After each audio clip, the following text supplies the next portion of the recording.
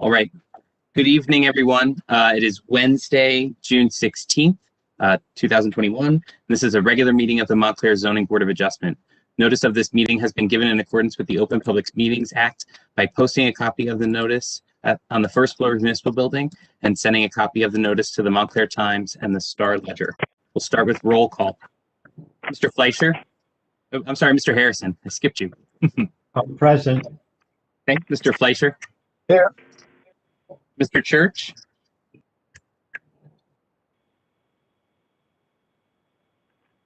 Go ahead, Mr. Church. Here. Okay. Mr. McCullough is excused this evening. Mr. Moore? Here. Mr. Allen is absent this evening. Mr. Simon? Here. Ms. Harris is excused this evening. Mr. Caulfield is excused this evening. Ms. Gilmer? Here. And our new member, welcome to the board, Mr. Vieira. Here, thank you. And Mr. Sullivan. Okay. We have the minutes of the May 5th meeting. I have some corrections to that. On page 2, line 8, have the end of the sentence read, replace the building that collapsed.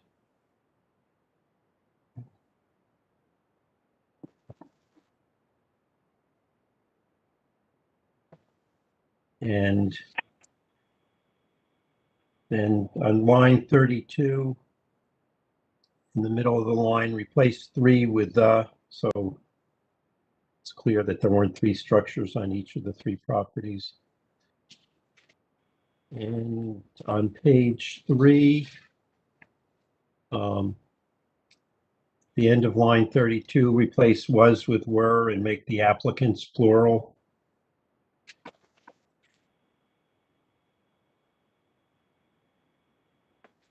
And on page 5, on line 5, delete the word was.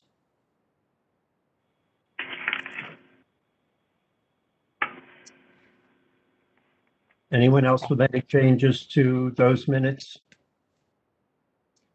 Move approval of the minutes with the corrections made by the chair. Is there a second? Second. All in favor, say aye. Aye. Aye. Any opposed? Any abstentions? We have the minutes of the May 19th meeting. I don't have any changes to those minutes. Does anyone else have any changes? Approval of the minutes as submitted. Is there a second? Second. All in favor, say aye. Aye. Aye. Any opposed? Any abstentions? Okay. We have the resolution for the property on Grove Street. I don't have any changes to that resolution. Does anyone else have any changes? Move approval of the resolution as submitted. Is there a second? Second. All in favor, say aye. Aye. Aye. Aye. Anyone opposed? Any abstentions? Then we have the resolution for the property on Brookfield Road. I have changes in the whereas, the concluding whereas. I think it should say in the third line of that, after side yard setback, say side yard setback for the western lot line. And then I think whether we do it in that paragraph or we add a whereas to indicate that we denied the variance for the side yard setback for the eastern side property line, which I don't have all the words for. But, we'd say that did not find peculiar and exceptional practical difficulties for the eastern side yard variance and would result in a substantial detriment to the public good. And and hence does not meet the criteria in NJSA 40:55D-70C1. You can't write that fast, but can you? I can't. I just wanted to note, Mr. Harrison, on that. So there is an addition. There was an addition in that application proposed at the front of the building that required side yard setback relief because it was in line with the side yard from the eastern property line. So the board didn't outright deny a side yard setback variance relief from the eastern property line. So it was only for that rear portion. Okay, but now. Okay, then I guess we can leave it as is. I mean, I don't know. I guess we can leave it as is. I'm a little concerned that this is going to be unclear in the future. I mean, the condition helps, but Perhaps another finding paragraph. So like letter A discusses that front addition under 6A that aligns with the existing one-story portion.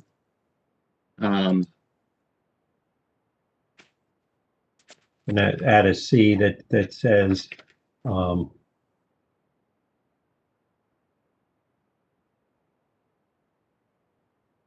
rear addition.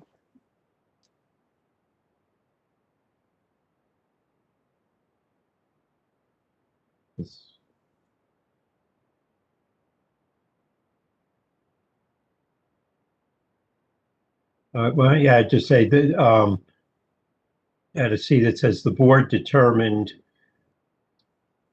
that the rear addition should comply with the 6-foot side yard setback to the eastern property line.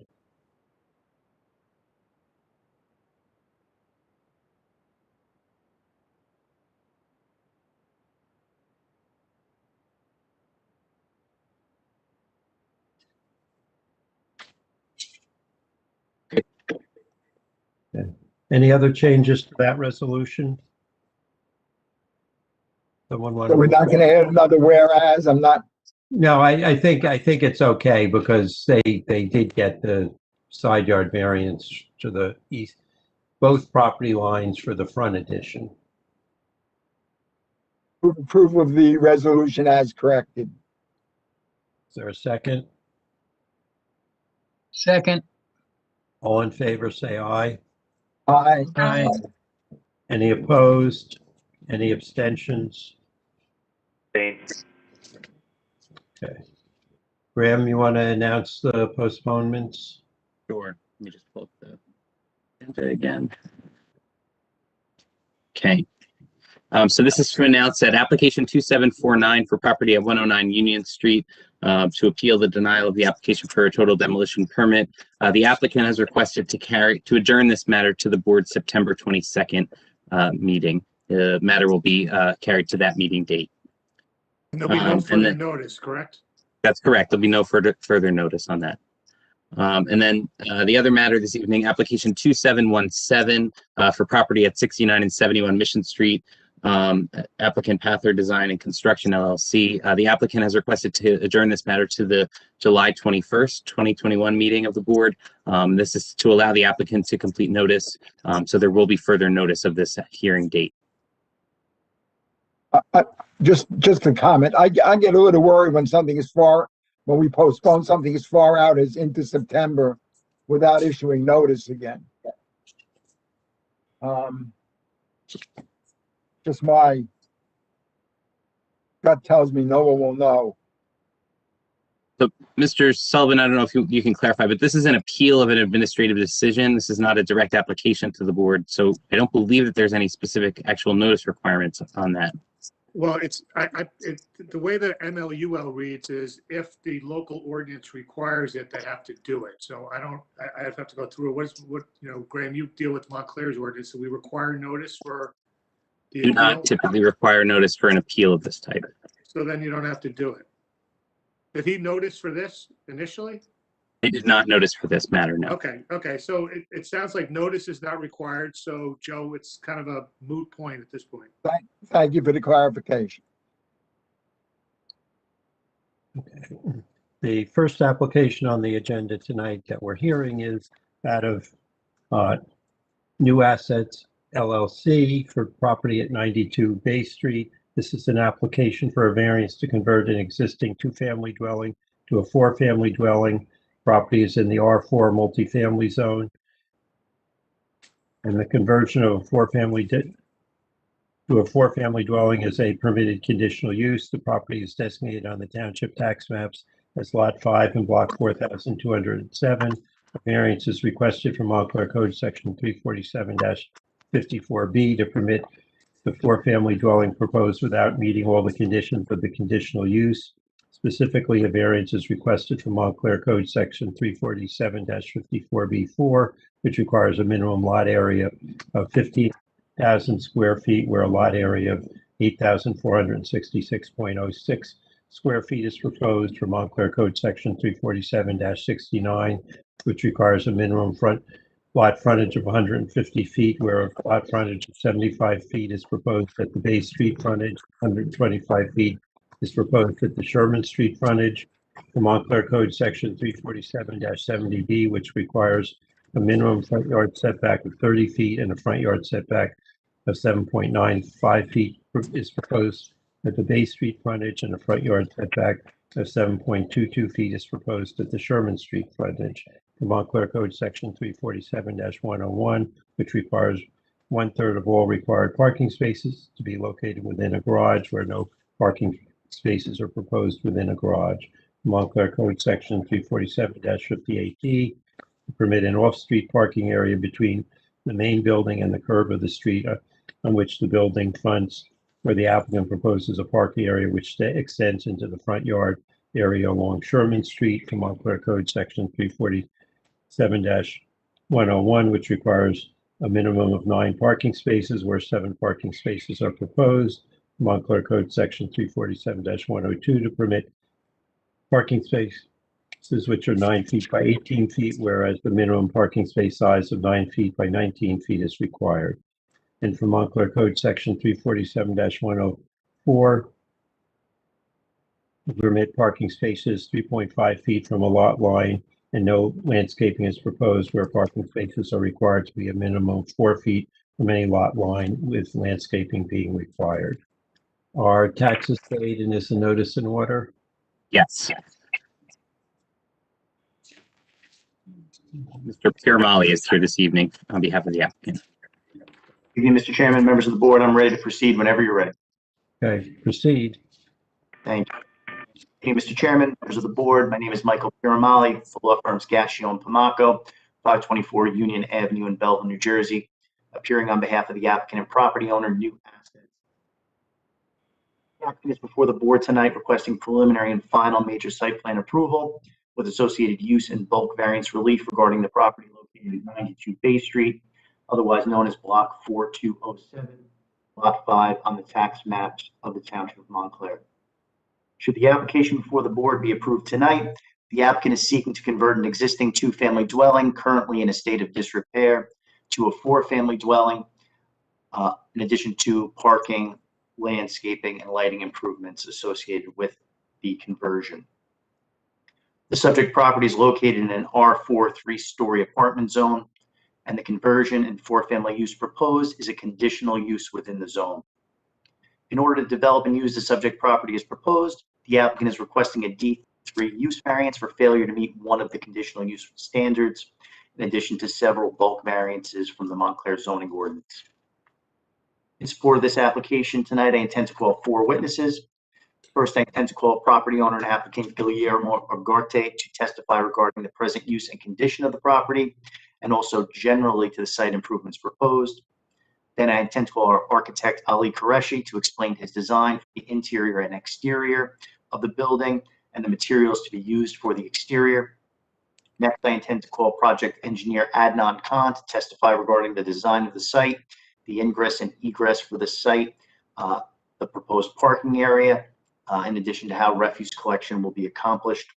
And lastly, project planner Peter Steck will testify regarding the zoning considerations for the proposed use, as well as the variances requested in connection with the application. So with that, Mr. Chairman, I would ask to call my first witness, our property owner and applicant Guillermo Agarte. Is he present here? He should be. Guillermo, if you can raise your hand, your virtual hand, that would be helpful. He should speak up if he's present. Mr. Agate, can you hear us?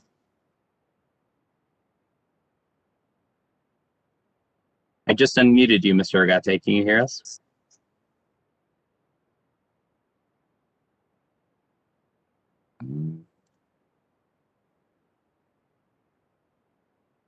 I can certainly move on to my next witness if necessary and circle back to Mr. Agate.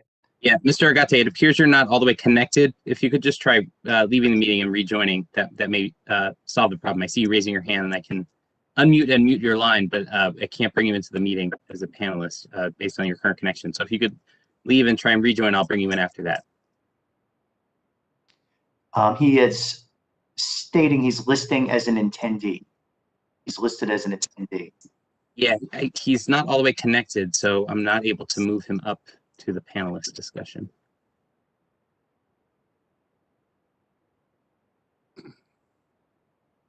Mr. Chairman, at your discretion, I'm ready to move on to my architect and we can circle back to Mr. Agate.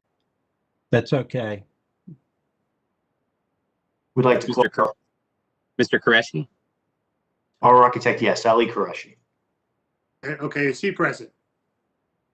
Yes. Mr. Qureshi, I just brought you into the meeting. Mr. Qureshi, can you hear us? Yes. Okay, would you raise your right hand? Do you swear to tell the truth in a matter pending before the board?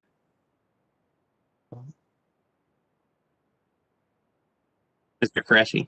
Yes. I'm trying to. Oh, you're trying to start your video. I see. Yes. There you are. Okay, let's try that again. Just raise your right hand. Do you swear to tell the truth in the matter pending before the board? Yes, I do. State your name and address, please. Ali Qureshi, spelled as ALIQURESHI. I live at 236 Grandview Avenue, North Caldwell, New Jersey, 07006. Mr. Qureshi, just a few quick questions to qualify you. What is your business address? It is same as my home, 236 Grandview Avenue, North Caldwell, New Jersey. And how long have you been practicing in the field of architecture?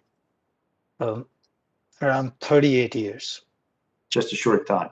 From what school did you graduate and what degree did you obtain? I have a bachelor's of architecture from Pakistan and a master's of architecture from University of Idaho. And you're a licensed architect in the state of New Jersey? Yes, I am. Testified previously before zoning and planning boards? Yes, I did. Just would you give the board a brief summary of the boards in and around Montclair you've testified before recently? I have testified in front of several boards throughout New Jersey for the last 20 years. I have appeared in front of Montclair as well in the past. And we've also done a few local applications as well, North Caldwell, I remember. Were you accepted as an expert witness on each and every occasion? Mr. Qureshi, can you hear me? Oh, yes, I'm You sorry. were accepted as an expert witness on each and every occasion that you testified before a planning Yes, yes, I was.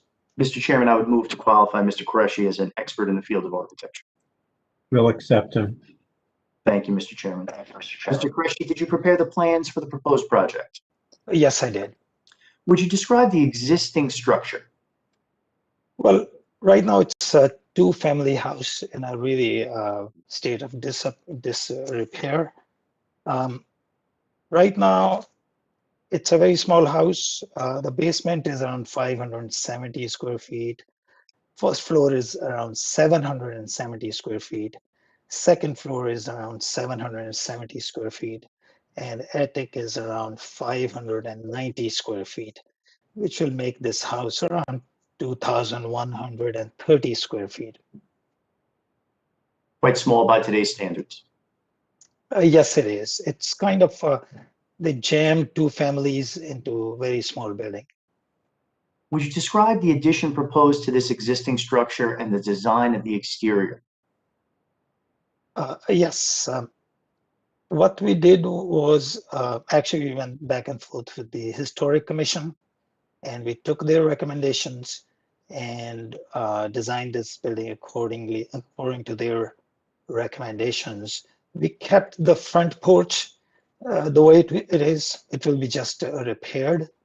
And we kept the original basement, and then we added a big addition to it on the side and the rear.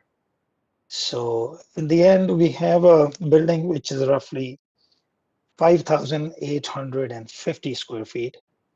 We have expanded the basement to 1,820 square feet, first floor to 2,020 square feet, second floor became 2,020 square feet, and third floor attic is 1,810 square feet. Would you describe the materials that will be used for the exterior of the structure and why they were chosen? Yes, it will be primarily white hardy plank. That was the choice made by the Historic Commission, and we agreed on that. So it looks very, very similar, and also it fits in the neighborhood very well. Would you go over the floor plans for each floor and describe the layouts of the apartment units that are proposed? Sure. If you look at the left-hand side plan, it's the basement plan. The bottom left corner is the existing basement, and the right and the top of the sheet is the proposed. So part of one ground floor apartment will be using the existing basement. And the remaining basement, or the proposed basement, will have at least 200 square foot of storage for all 4 apartments. And in addition to that, we have a mechanical room for all the apartments, and also a common storage area for bicycles and stuff like that. So if you go on the right-hand side on the ground floor plan, we have 2 apartments. The front one has also a portion in the basement. So if you look at, if you want to go over this apartment 1, 503 square feet is in the basement, and 905 square feet is on the ground level. So making this 1,408 square foot apartment. Rear apartment is around 870 square feet.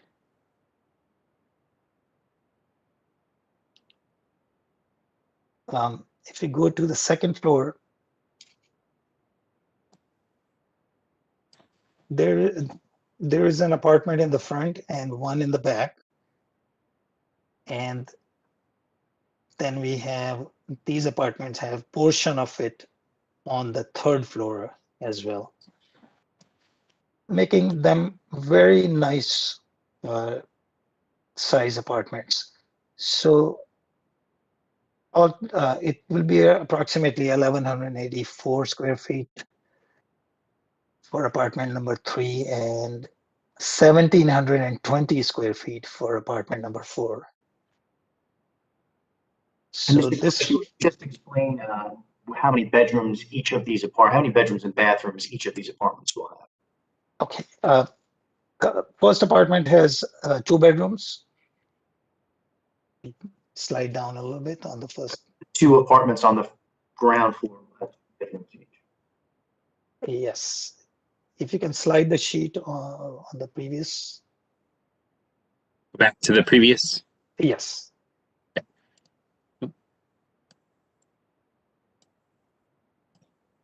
So apartment number 1 has 2 bathrooms and 2 bedrooms.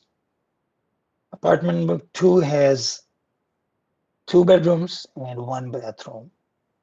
If you go to the next sheet, then we'll see the 3 and 4.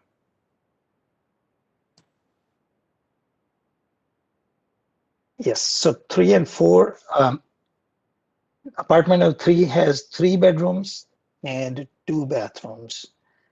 And apartment number 4 has 4 bedrooms and 2 bathrooms. And will each unit have its own washer and dryer located within the unit? Yes, Mr. Kresge, you had mentioned that all the mechanical and HVAC equipment will be located in the basement, nothing outside, obviously nothing on the roof. Everything's going to be in the basement. yes, actually for the ground floor, we're gonna put ground floor, and the basement, we're gonna put the equipment in the basement, and for second and third floors, we're gonna put the equipment in the attic space. But nothing will be outside the building, except for the condensing units.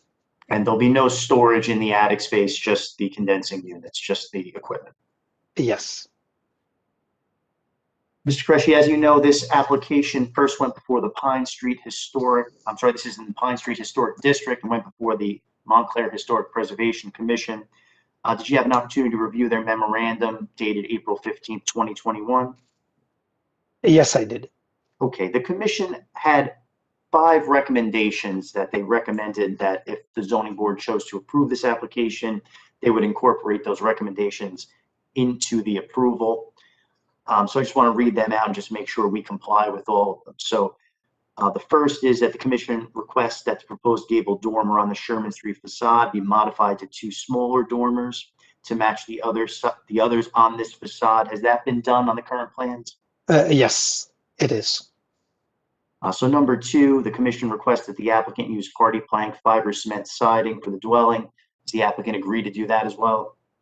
Yes, Number 3, the commission recommends retention of the existing masonry porch base upon which the porch will be reconstructed along the base street facade. Do the current plans reflect that condition as Yes. well?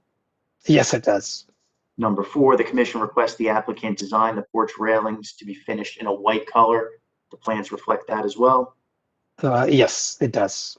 And lastly, the commission requests the applicant return to present a final as approved plan with all final details for review.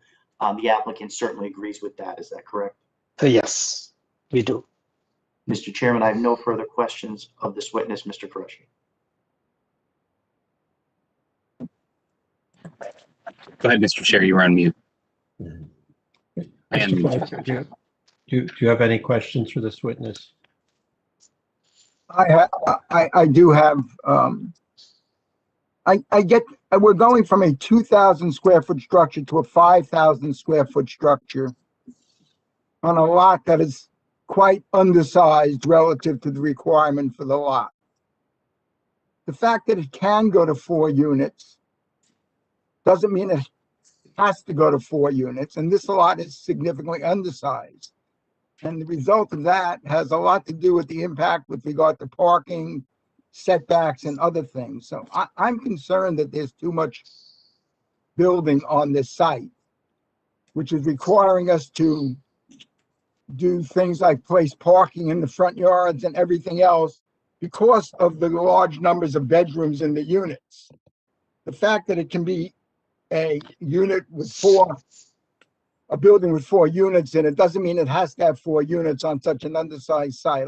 I need some clarification as to why it had to be that big in order to, on this very tight site, resulting in so many variances, particularly with regard to the site plan, which in my opinion doesn't work well, and we end up with parking in the front yard, which we always try to avoid. So I have some real concerns about how large this proposed building is. And it could probably accommodate 4 units, but not with the number of bedrooms that are included in the units. And by reducing the bedrooms, it would also reduce the parking requirements somewhat. So I have some serious concerns about there being too much building on this relatively small site and the impact on the layout of the property as well. It's a big concern for me. I'm also concerned, but it's a different kind of question. It's still, of course, got the Bay Street address, but the entry to all the buildings is off of Sherman. So I presume that can be perhaps modified in dealing with the postal service, but I just think this building is too big for this site, and I need some response. I know it's physically possible to put a building this big there, but it doesn't have to go there just because the existing two-family dwelling is dilapidated and falling apart. So I need some explanation before I'm comfortable approving a project of this scale on this small site. I think a couple of bedrooms can be removed entirely and reduce the massing of the building on this site. So I'd like to hear from the architect. I may eventually hear from Mr. Steck, but I'd like to hear from the architect as to why so much has been shoved into this site. Well, a lot of people work from home nowadays. I mean, it will be different, I guess, in the future, but it may not come back to normal. And a lot of people will probably choose to work from home. So that's why there are extra rents in these apartments. And this, Size of these apartments. So I understand we have 1 3-bedroom and 1 4-bedroom, but we do have 2-bedroom units. Would you just briefly speak to the size of these apartments being larger than what is the average size of apartments? And why we designed it that way? well, this was the desire of the owner to have large size apartments.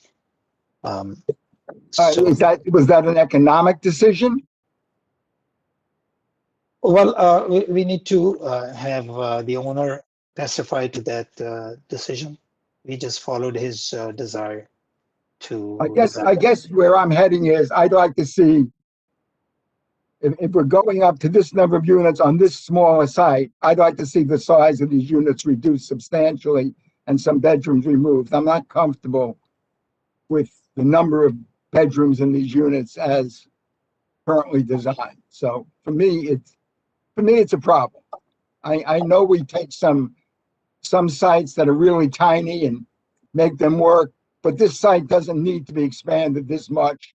And the units, in my opinion, don't have to be this big. So I have some real concerns with it. Mr. Fleischer, why don't we, I think the architects indicated that the size of these units was at the direction of the owner. So why don't we hear all of the testimony and then circle back with your concerns? Okay, thank you. I guess we can finish with our architect and then try to circle back to the applicant if possible, Graham. If not, I can have the call in. Yes, we can try him again once we finish questioning of the architect. Of course. Mr. Moore, do you have any questions of the architect? None at the moment. Mr. Church, do you have any questions?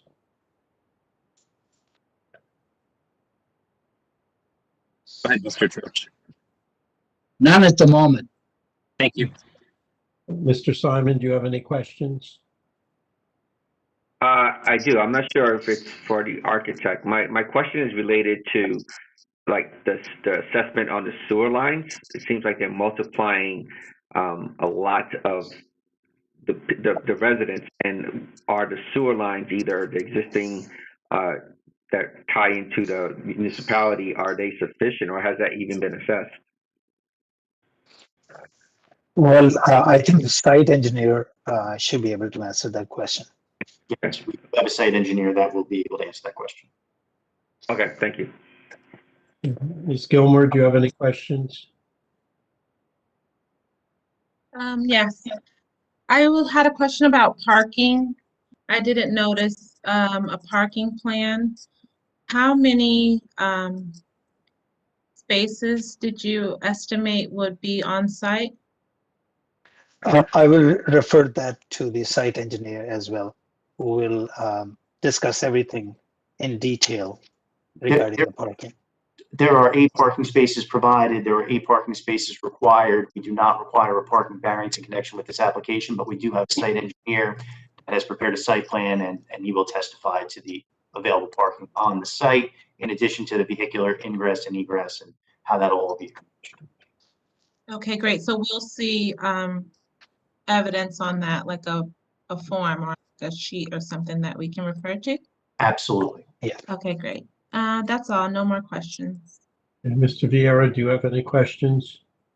Yes, Mr. Harrison. So I was looking at the memo, and it actually looks like it's 9 parking spaces that are required and 7 are provided.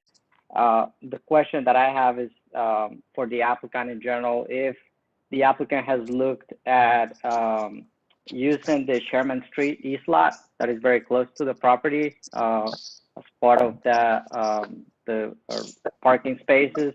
And the second question is about the chain link fence that's proposed to be removed that is adjacent to the property on the old rail line, the Bunton line. Is what is the height of the proposed wooden fence? That's not shown in the plan. Again, I'll take it. Again, this is a question that'll be addressed by our site engineer, but I can answer. The wooden fence that's proposed to replace the chain link is going to be 6 feet in height. The problem with the parking was a mistake in the calculation. So pursuant to the New Jersey residential site improvement standards, as we calculated it, it was 8.5 parking spaces. Pursuant to the RSIS, we round down for the 5, not up. So originally our plan proposed a garage. That was decided to be removed pursuant to our conversations with the Historic Preservation Commission. And we were able to squeeze in another parking space. Now we provide 8 parking spaces. In addition, the fact that 9 was the required parking was a miscalculation initially by our engineer, and a result of the fact that the RSI requires you to round down when it's 0.5 or below, you round down as opposed to rounding. But our site engineer will testify in detail. I just wanted to answer your question while I had the opportunity. Okay. Any further questions? Okay. I just have one. I was not clear on where you're proposing the condenser units to be located. yes, the site engineer will also address that issue on his site drawings. Okay, but they are outside the those will be outside the building, correct? Yes. Okay. Okay. Want to call Mr. Chair, if I could just ask one question. I just had one question. You had stated that there was laundry provided for each unit. I noted on the plans that there is actually no laundry facility or room available for the, I guess it's unit 4 you were referring to? The unit on the upper unit at the front of the building. There's no laundry room shown on the plans for that unit.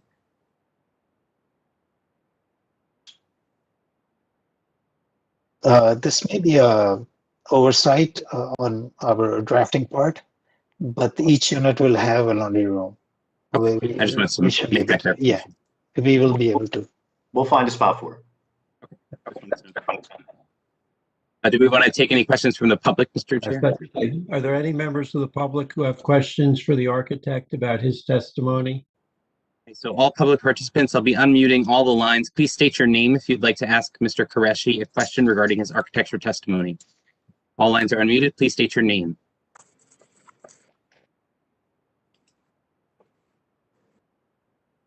Again, we're taking questions of Mr. Qureshi at this time regarding architecture testimony.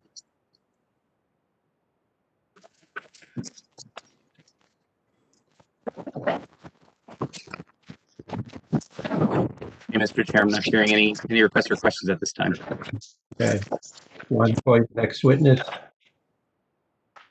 Yes, Mr. Chairman, thank you. I'd like to try to recall my first witness, or a property owner and applicant, Guillermo Argate, if possible. Mr. Argate, are you present? Yes, I am. Can you hear me? Yes, we can. Mr. Argate, would you Oh, raise okay. your right hand? Do you swear to tell the truth in the matter pending before the board? Yes. State your name and address, please. Sure. My name is Guillermo Argote, and I'm 1240 Lenape Way, Scotch Plains, New Jersey. Thank you. Mr. Guillermo, are you one of the owners of New Assets LLC, which owns the property at 92 Bay Street in Montclair? Yes, that's correct. And how long have you owned this property? I own the property since November of 2020. And we spoke, you were supposed to testify first, but we talked about the present use and condition of the property. We talked about the improvements generally. Would you answer the question with regard to the size of the units? Why did we design the site the way it is? Why did we design these units the way that we did? Why do you think that the market demands this type of development? Sure. Michael, thank you. First of all, I'd like to thank everybody on the board and for hearing my application.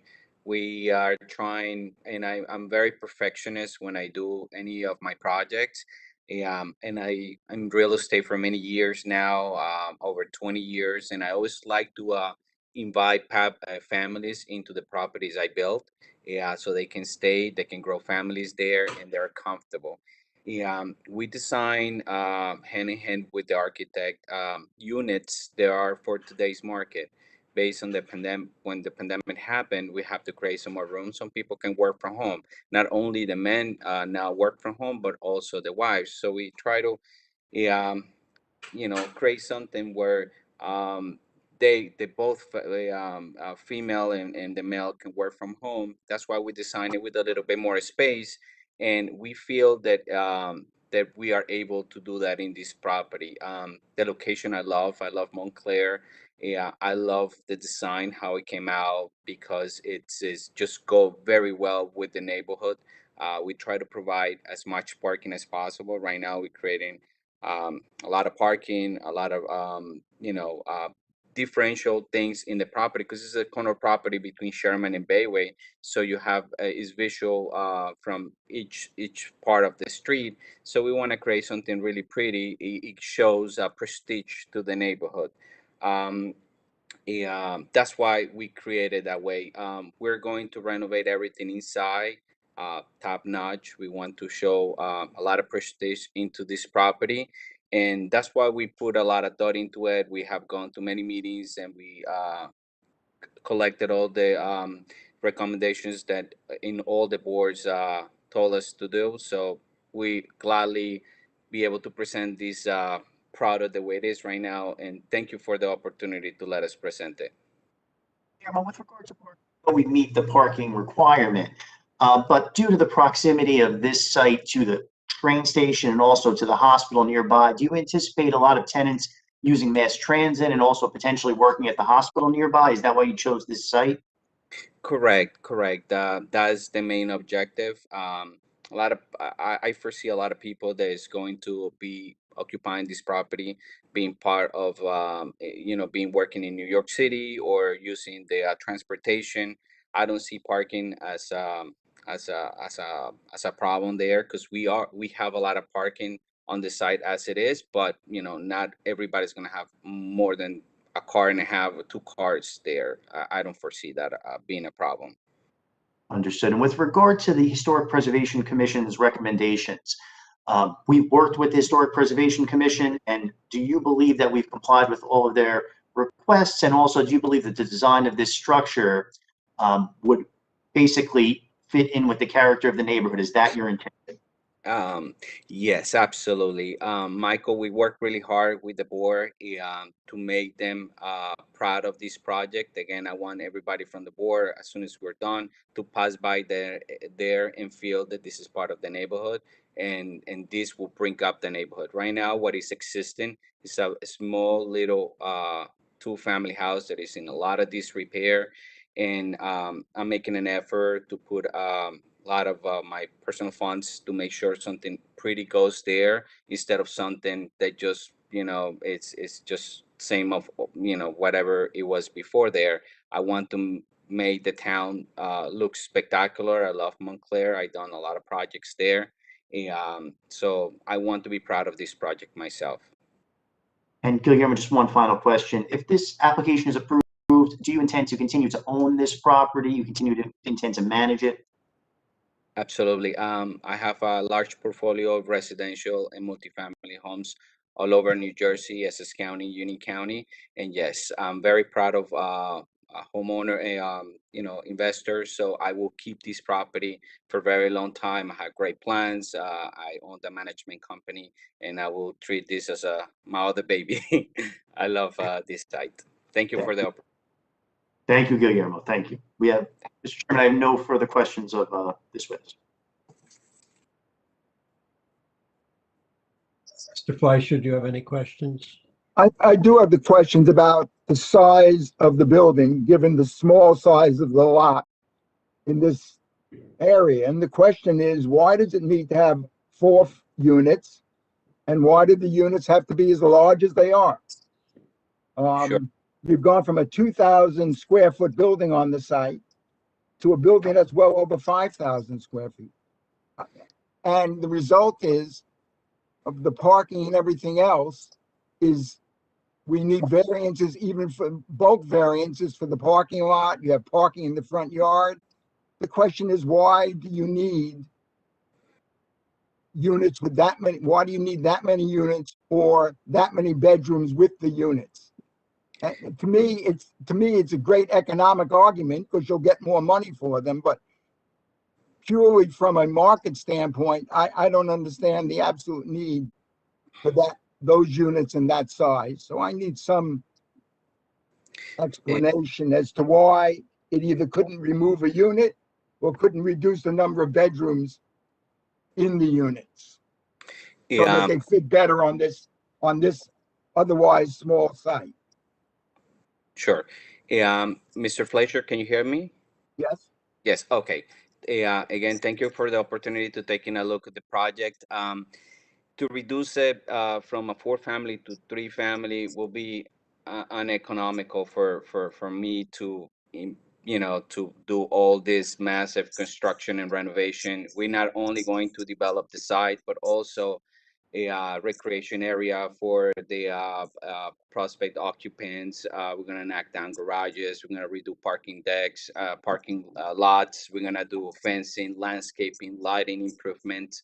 Yeah, absolutely. I mean, if I develop and I put a lot of thought into these units, so a way the people that moved in, they're comfortable and they stay residents of Montclair instead of building small little apartments where people grow out of them very shortly. I want to make them as comfortable as possible, make these homes for people. But if you feel that we should look at it, I will definitely take the recommendation and make them a little bit, take a bedroom. But again, some of those bedrooms will be used as a working office for these families. So we're thinking of today's market or needs.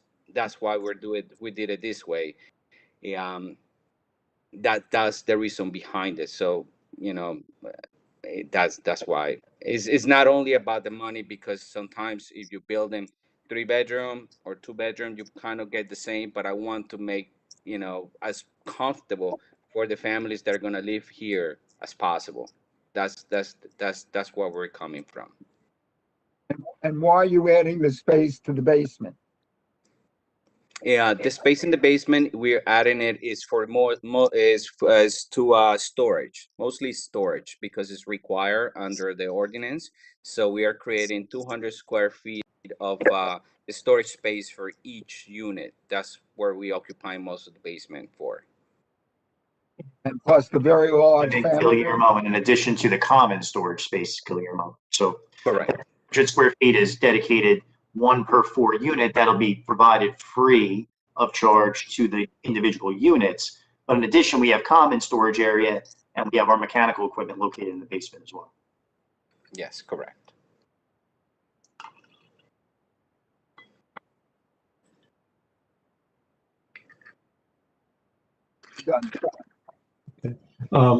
Mr. Moore, do you have any questions for the applicant?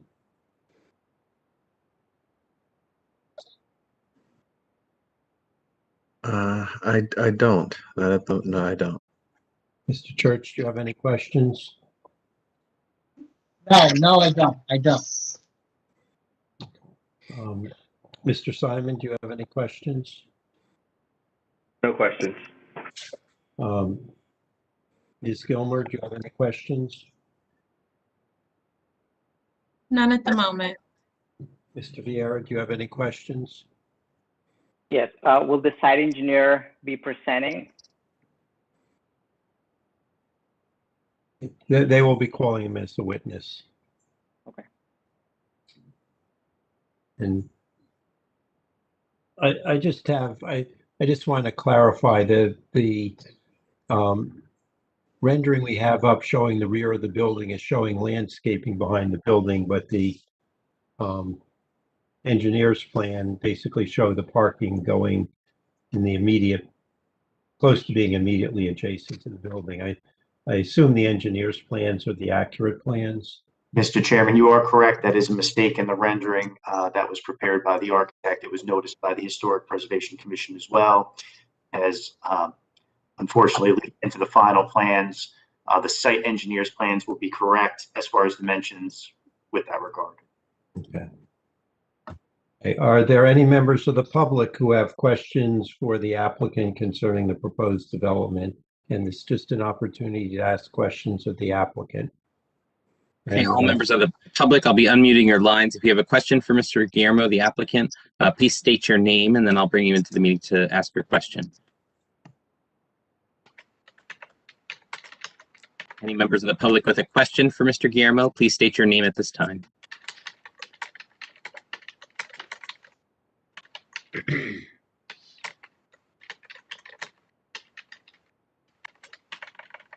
Call for any members of the public with questions of Mr. Argate, the applicant in this case, and his testimony.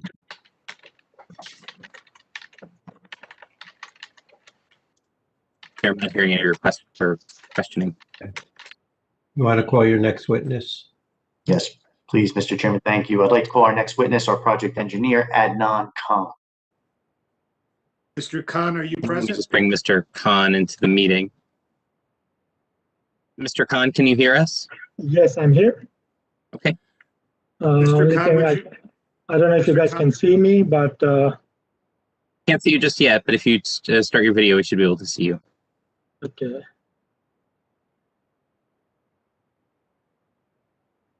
Okay, there we go. Mr. Khan, would you raise your right hand? Do you swear to tell the truth in the matter pending before the board? I do. State your name and address, please. Adnan Khan, AWZ Engineering, 150 River Road, Suite B3, Montville, New Jersey, 07045. Thank you, Mr. Khan. A few quick questions to qualify you. Mr. Khan, how long have you been practicing in the field of engineering? Little over 30 years now. And from what school did you graduate and what degree did you obtain? I have a bachelor's degree in civil engineering and master's degree in construction management from NJIT. Licensed in 4 states, including New Jersey. My licenses are current. I have testified in front of hundreds of boards throughout New Jersey and also testified as an expert witness in Superior Court. Also, I'm a certified municipal engineer in the state of New Jersey and been doing it for too long now. Some boards that you've recently testified in front of, I know we've been in Nutley together, we've been in the Caldwells together. Anywhere else that you'd like to make mention of before the board? I've said Bloomfield, Belleville, Newark, Jersey City. As I mentioned, throughout New Jersey, I have testified over hundreds of boards. Thank you, Mr. Khan. Mr. Chairman, I'd like to ask that Mr. Khan be qualified as an expert witness in the field of engineering. We accept him as an expert engineer. Thank you very much. Mr. Khan, you prepared the plans for the proposed project? Yes, I did. Would you generally describe the existing site? Okay, the existing site, again, I don't know if we have a survey on in the exhibits. No, it's not part of our plan, but it was submitted as a separate document. I think we have the site plan, Mr. Khan. Okay, we can go with the site plan. Can we go to the next sheet? Yes, one second. The next sheet, yes. Perfect. As I think it's being talked about, there is an existing 2-family house located close to the Bay Street at the intersection of Sherman and Bay. There is an existing 2-car garage or 3-car garage in the back. There is an existing driveway coming from Sherman, accessing the driveways to the back. Mostly, and then also there is a chain link fence. It's about existing chain link fence, 4 feet high, all around the front of or fronting Sherman and Bay, and then we have a chain link fence around the railroad tracks going towards the back of the property. So it's a combination, and that chain link fence, of course, is not in a tip-top condition, and it looks more like an eyesore than anything. And overall condition of even the driveway, the pavement that is accessing for the garage in the back is also in a dilapidated condition, including the house. There's very little landscaping on the property, not much lighting. Usually, mostly the grades, the way the grades are, like the high point is Bay Street, and everything flows down towards the back, either to the right towards the railroad tracks or towards Sherman Street. That's a typical grading of the site is. Mr. Khan, the parking on the site, where is the existing parking located? You were breaking. I didn't hear the full Sorry. question. Mr. Khan, to address the question of Board Member Fleischer, the existing parking, where is the existing parking located? The existing parking is located in the front yard accessing from Sherman. Because our three-car garage structure is located along the right side fence by the railroad track. So in front of the garage, all that area is currently paved, and the access to that parking area is pretty much in the same location where our proposed driveway or curb cut is. And is there any landscaping or screening or buffering that is blocking the view of that parking area from Sherman Street? No, actually there is an old dilapidated chain link fence, 4 feet high, that is running along Sherman, and it's kind of like see-through kind of fence. It's a chain link fence. And the driveway? It doesn't reflect, right? It doesn't give a good picture of the neighborhood because you have a fence basically separating the street and the parking area. And the driveway off of Sherman, is the driveway going to remain in the same location for our proposed development? Yes, we are planning to use the driveway in the same location so that we don't have to do a new curb cut or relocate the curb cut. Thank you. Would you generally describe the proposed improvements to the site? Okay, the proposed improvements, as it's been talked about, like we are expanding the building. It's going to go from 2-family to 4-family structure. Of course, we will have more parking requirement for 4-family. So what we are proposing here is trying to, in order to provide all the required amenities to the 4-family structure, we are also cognizant about the overall look of the neighborhood. So what we are trying to do is we are trying to mix and match with green and landscape area along with the pavement. So if you look at the plan right in front of you, the parking again is in almost the same location as it currently exists on the property. Only we are adding some more asphalt and providing designated parking spaces so that it's much more channelized. The flow of traffic is much more streamlined in the parking area. The existing 3-car garage that currently exists is going to be demolished. So all the parking that we are proposing will be on an asphalt surface. Again, as it's been talked about, we are proposing 8 parking spaces based on the RSIS standards as per the number of bedrooms for each use. It's a multi-family building. So we are meeting the RSIS requirement. 8 parking spaces are required, and we are proposing 8 parking spaces for this development. Mr. Khan, would you describe the vehicular ingress of the site, the function of the 2-way driveway, and how well vehicles will be able to maneuver in and out of those parking spaces? Sure. Again, as I mentioned, our circulation, as you can see on your monitors, is we are keeping the curb cut in the same location. We are utilizing the same curb cut to access the parking lot. And it's a 2-way parking area with 18 feet wide driveway entrance. Then we have 8 parking spaces, and usually the 90-degree parking spaces require 24 spaces backup aisle for easy maneuvering of the cars going in and out of those spaces. And we have more than 24 feet for that. So in my opinion, I think we have more than adequate backup area and circulation area within the parking area, which streamline and safely maneuver the vehicles in and out of the site through the same curb cut that currently exists. So, Mr. Khan, one of the variances that we're requesting is a variance for undersized parking spaces. So 9 by 19 feet is required. You're providing 9 by 18 feet. What's the theory behind why you've designed the parking spaces 9 by 18 feet, which again meets the RSIS standard, but does not meet the Montclair standard? Yeah, 9 by 18 is an industry standard or the engineering standard for a typical parking space. And as it's been also referenced in RSIS. So 9 by 18 space is more than adequate for any size passenger vehicle to easily come in and out and park and open up the doors and back up and all that stuff. So we are using our engineering standard for 9 by 18.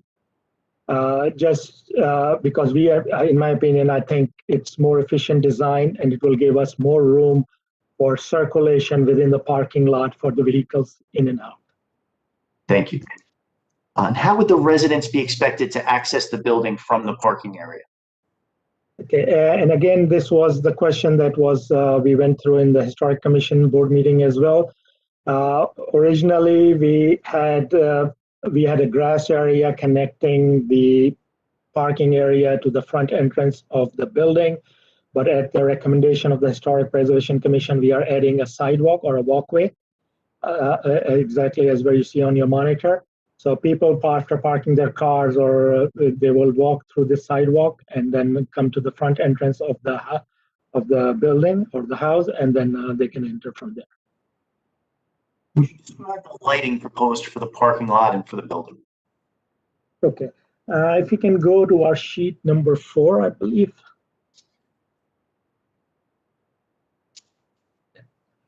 This plan depicts our lighting and landscaping plan. So as far as the lighting is concerned, we are proposing 2 light fixtures. One is a pole-mounted light fixture, which is 12 feet high. And the other one we are proposing is a building mount fixture, which is 15 feet high. Both the light fixtures are LED types. And again, in consideration of this property being an historical district, the pole-mounted light fixture is more like a decorative old-style fixture, as you can see to the bottom right of your screen. So it's not one of those shoebox type fixtures that shines on the parking lot. It's one of those decorative light fixture which doesn't have that much glow or shine. However, the combination of the 2 light fixtures gives us enough light for a safe and to meet the safety requirements and township requirements, ordinance requirements for the illumination that is required for the parking area. And with these light fixtures, will there be any light spillage onto the neighboring property? No, if you look at to the east of our property is the railroad track. So the light pole has some slight spillage across the property line. But again, that is the railroad tracks. The overall lighting doesn't have any spillage to the adjacent house to the north. And also one thing I just want to point out, the software that we use in order to determine this ISOLux foot candles or the illumination patterns doesn't take into account the existence or the proposed fence, which is going to be 6 foot high wood fence. So that further blocks any illumination spilling over the property. So whatever, like you see, like slight numbers going out of the property line, like some numbers, but once you have the fence in place, you will see those numbers almost to 0 across the property line. Mr. Khan, with regard to the building, is any lighting proposed at the building entrance, and when will that light be on? Okay. It is my understanding that there will be some lighting required for safety. And it's going to be a typical residential type light, decorative light fixtures that usually you see in houses at your front doors and things like that, which doesn't emit that much light. So it is my understanding that there will be some light of that nature to be present. And when will that light be turned on and when will it be turned off? Usually those lights work like from dawn to dusk. So that's my understanding. Is there any landscaping proposed? Sorry? Would you describe the landscaping proposed for the site? Yes. As I mentioned, under the existing condition, there is no landscaping exists except for some overgrown shrubs. So what we are proposing is we are proposing a nice landscaping of evergreen trees around in the front, like along Sherman Street and Bay Street, where there is currently, you see that 4 feet high chain link fence that was shown on the previous picture. We are taking that chain link fence out completely and replacing it with nice landscaping. We are also adding some shrubbery around the entrance to the building. And to the east, southeast portion of the proposed structure, we are keeping it all green area, which that is more for the use for the residents to use that area as an open space for barbecues or whatever they want to do.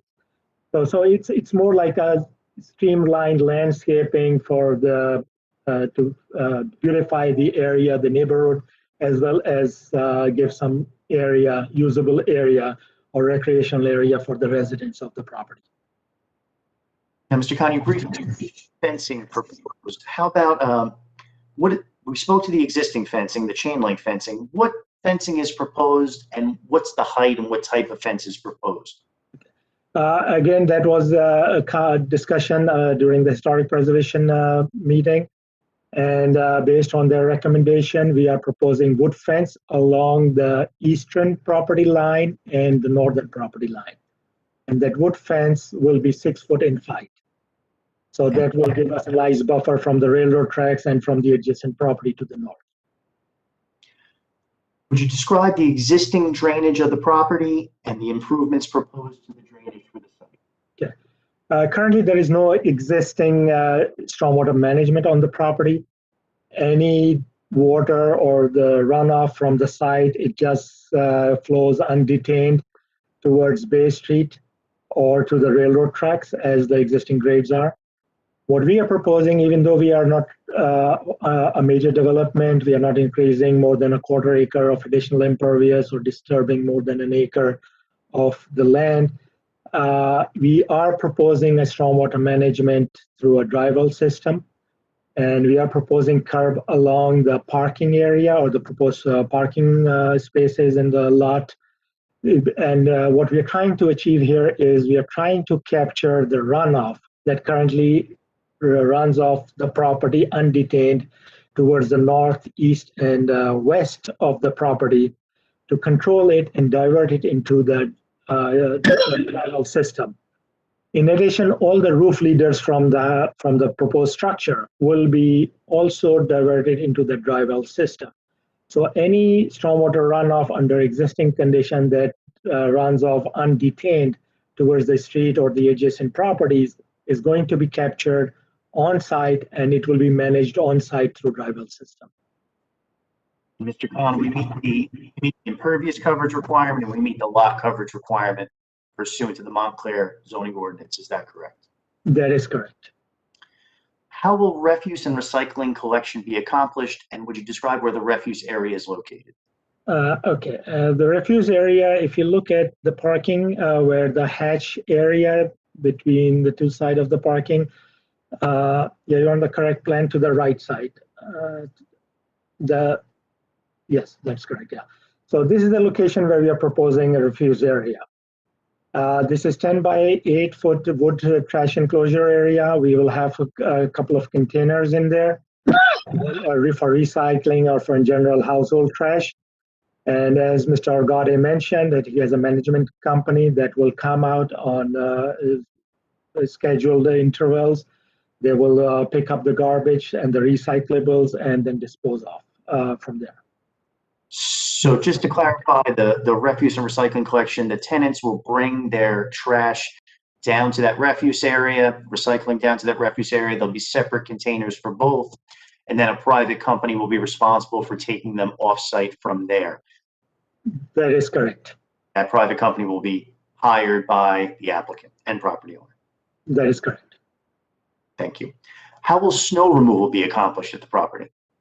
Okay, that was another question that I think was raised by the board engineer as well as the historic commission.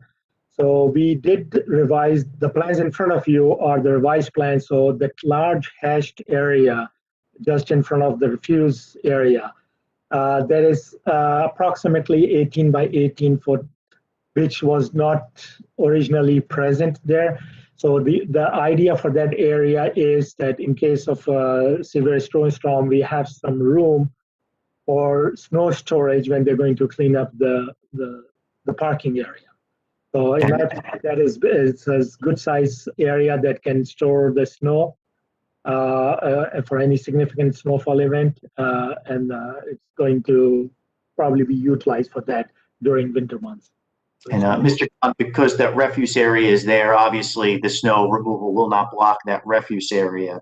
If any snow is greater than can fit and not block the refuse area, that'll be removed from the site by the private company. Is that correct?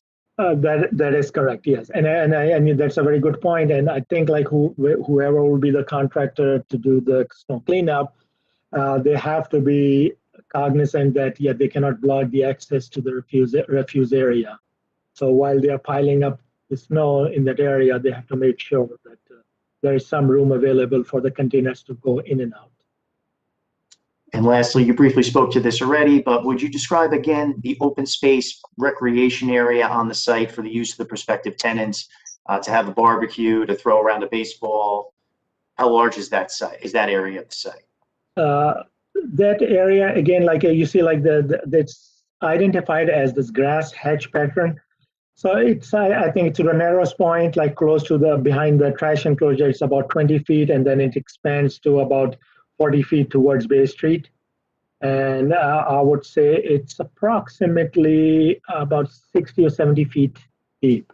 So it's a decent size recreational area that can be utilized for the tenants living in the building, that can be used for multi-purposes, like for kids to play or to host a small barbecue party or things like that. Thank you, Mr. Khan. Mr. Chairman, I have no. One other thing, sorry, one other thing. I know like one of the board members have a question about the utilities, so I just want to touch that too. The proposal here is to reuse all the existing utilities. However, again, this is an old house. So in order to reuse the existing utilities, they have to, especially the sewer connection, it has to be monitored or videoed to make sure it's in a good condition, it's the adequate size, and things of that nature. But in case, like if we have to propose new utilities, we are on our utility plan, which is our sheet number 3, we are showing some utilities, new utilities for water, sewer, water, electric, and gas if need to be.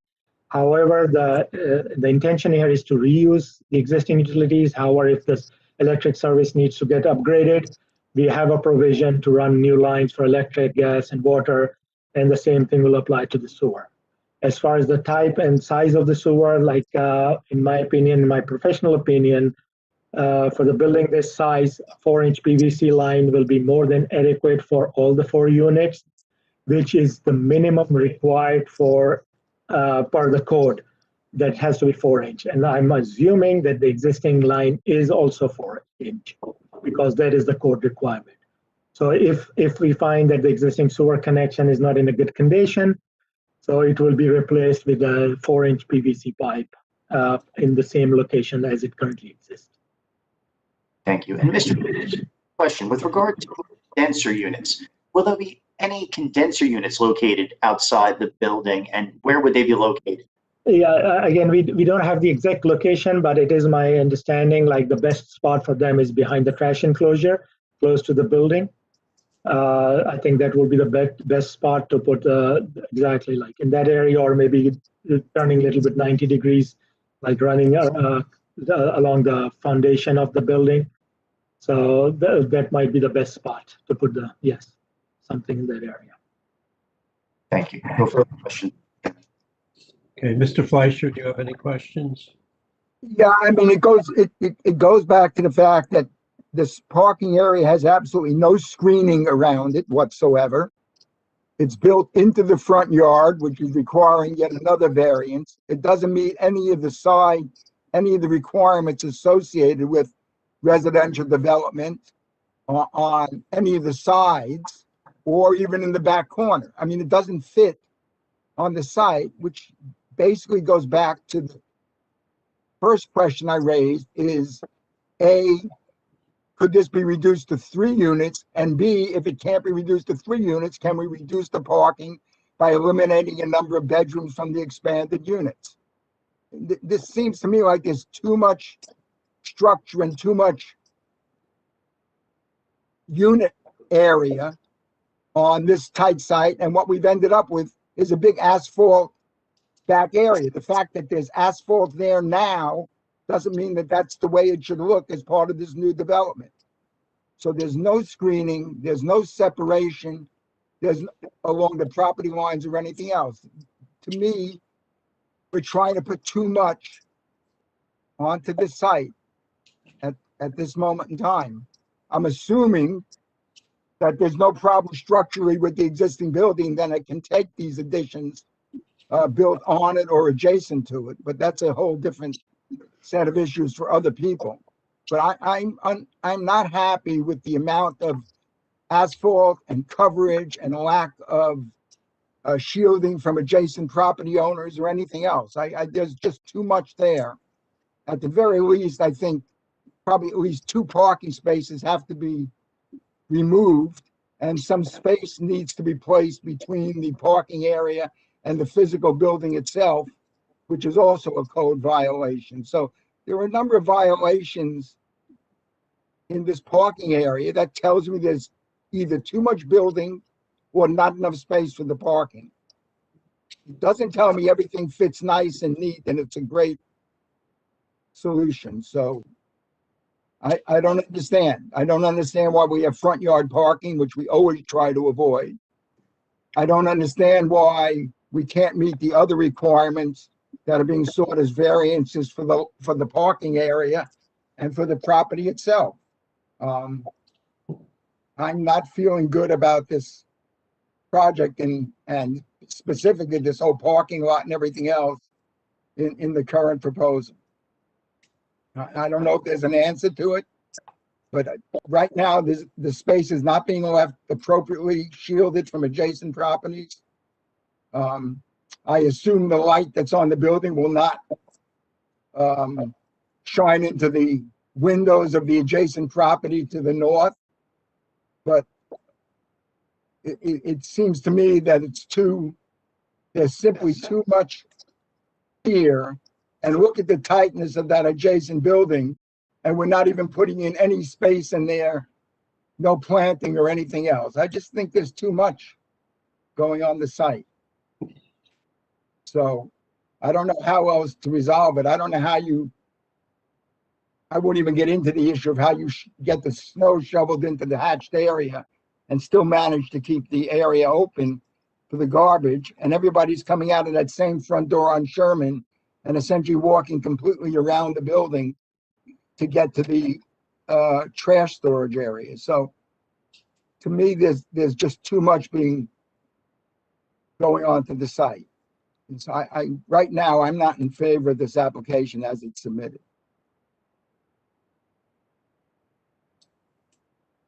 Can we reduce the amount of parking spaces? Again, if I may, like the unique situation of this lot,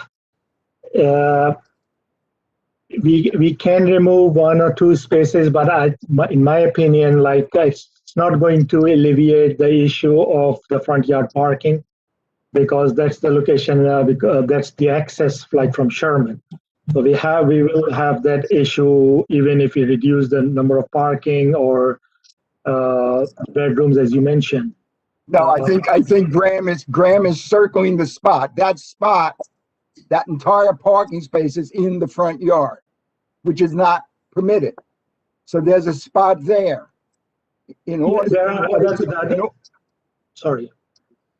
to provide the shielding that's needed or the planting or other things needed along the other property lines to get the required distances, you have to eliminate one from the other bank of parking as well.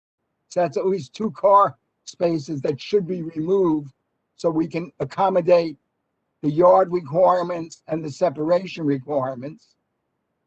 And that would then require 1 or 2 bedrooms being removed from the proposed planning if we're going to meet the parking requirement.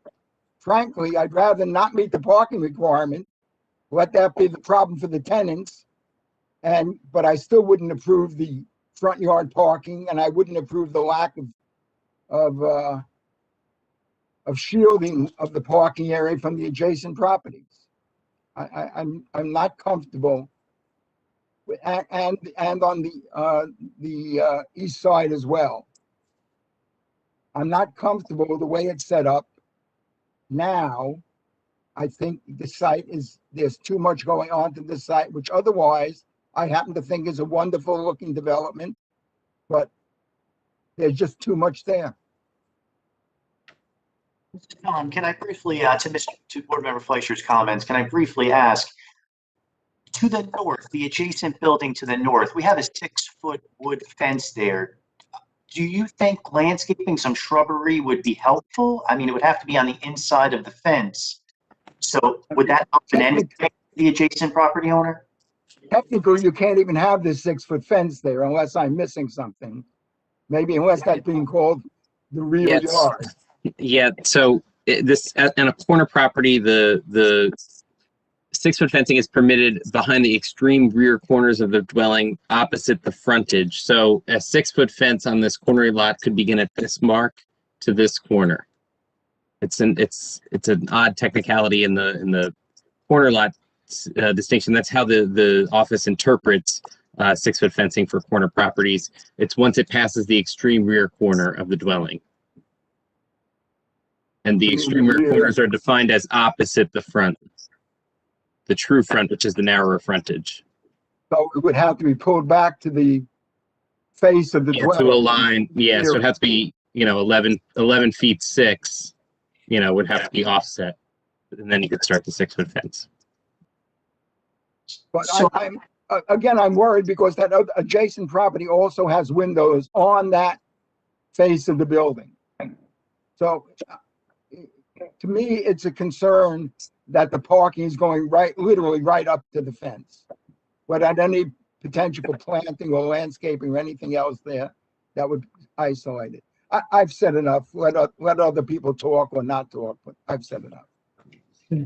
Mr. Moore, do you have any questions? Nope. Joe Fleischer was very thorough with the questions. Mr. Church, do you have any questions?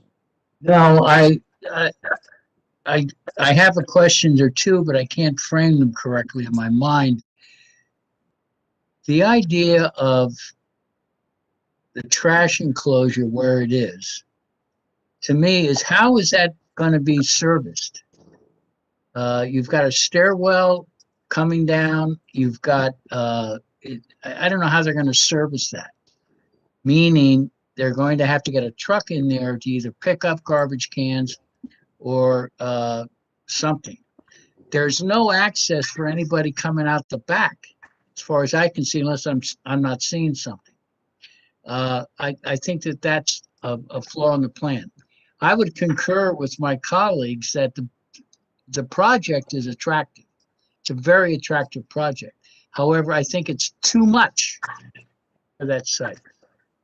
I always wonder about filling up these sites, no matter where they are, with building or macadam top for parking or anything because of setting precedent. So I would like to hear somebody say or suggest, if we could, a modification some way to this plan so that it meets some of the requirements that we've used in the past to approve projects like this. Right now, I'm kind of up in the air about approving it. Mr. Simon, do you have any questions? No questions. Ms. Gilmore, do you have any questions? I echo the questions from my former colleagues. I'm curious about,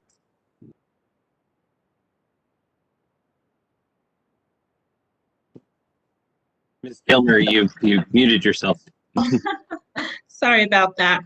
I'm curious about if there's some sort of like a creative solution to the lack of landscaping, because I also share that concern on this site. It does feel tight. And my second, I guess, thought and concern would be the door location, because I'm thinking about families coming by with their groceries, or families with young children having to walk that considerable distance around the building from the parking. If there would be some sort of access from that back side that could help. So I'd love to hear some creative solutions on what we could do to get this to be a more suitable application. So, Ms. Gilmer, I would like to recall our architect and bring up the architectural plans and show you the entrance, but there's a stairway to the rear. That stairway to the rear accesses the basement, and that basement accesses the entire ground floor, second floor, and third floor. Obviously, second and third floors are combined for the two apartments that occupy the second and third floor. So with regard to the trash, and also with regard to people entering from the parking lot, there are two distinct entrances to the facility, to the building, that is. So the requirement that the 4 apartments be accessed off the Sherman Street frontage, that's a requirement by ordinance. That's in the Montclair ordinance for a conversion to a 4-family, to a 3 or 4 family from a 2-family. They have to, all the units have to access from the same entrance. So that's why it's designed that way. In addition, we have that second means of access from the basement. So if individuals wanted to bring trash, if tenants wanted to bring trash out to that trash enclosure, we would anticipate that they would go all the way down to the basement level and then come back up that set of stairs and utilize that refuse enclosure. But I would like to recall our architect, if not at this point, before we move on to our next witness, to show you access on the floor. Why don't you bring the architect back now so we can, he can respond to Ms. Gilmer's question. Thank you, Mr. Chairman. Mr. Qureshi would like to recall Mr. Qureshi, if you're available, Mr. Qureshi. Yes. Would you briefly describe the 2 discrete means of ingress and egress from the property, from the building itself? I'm sorry.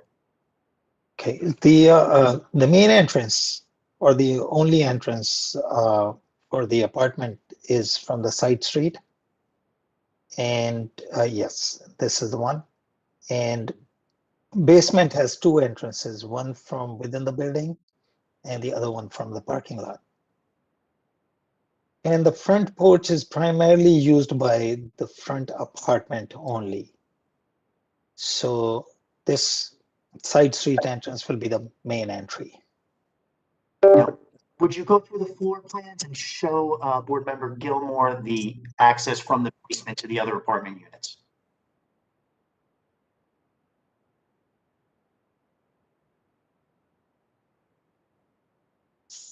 Yes. If you look at the right side floor plan, you see the entrance into the foyer. And then from there, you enter either right or left into each apartment, or go upstairs. And then there is a down arrow. For some reason, the stair lines are disappeared, but that is to go in the basement. Okay, so essentially, this is the ground floor, the basement level, sorry, that Graham is annotating on, and all 4 units can be accessed from this entry point. Yes. Okay. And Okay. all 4 units can also be accessed and egressed to the basement stair. Right. Can someone explain that better? Because I'm not seeing that in section or anything else where that works.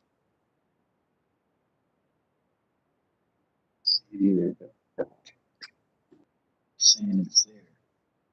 Where's the entry door into that stair to take you down to the basement? Well, the main entrance is from Sherman Street. You come into the foyer. If you go straight, you will go down in the basement. But if you make a slight right,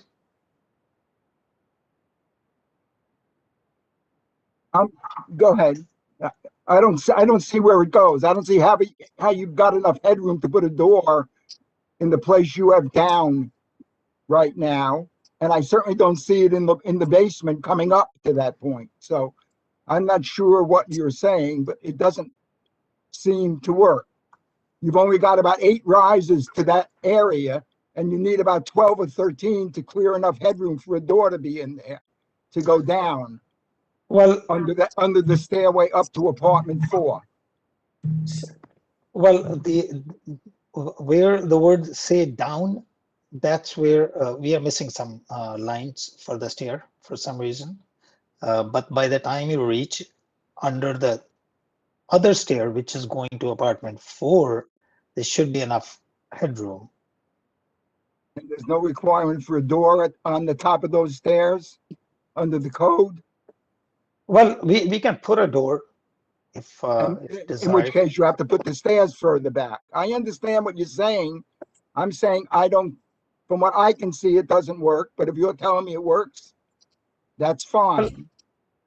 We can do a little bit more work to make it work. We have enough room to play around with that. Go back to the original question was, so anybody who wants to take their garbage out now from their apartment comes down the stair from the upper floors, goes down that stair to the basement, walks through the common storage room, and then comes up the stairs next to the garbage units.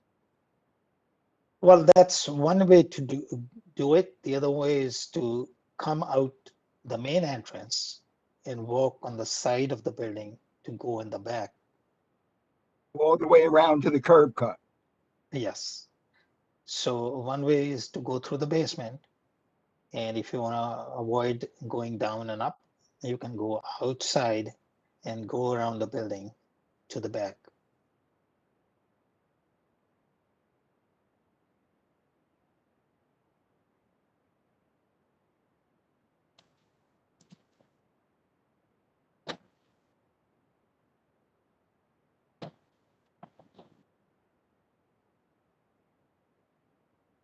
Bill, you are on mute if you were trying to say something. I wasn't. I was making sure Joe was done.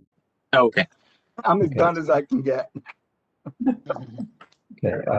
Mr. Vieira, Ms. Gilmore, did you have any further questions?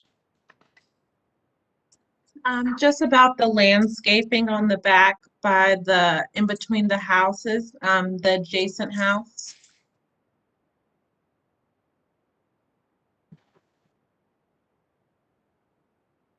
Anything we can do to get some greenery there?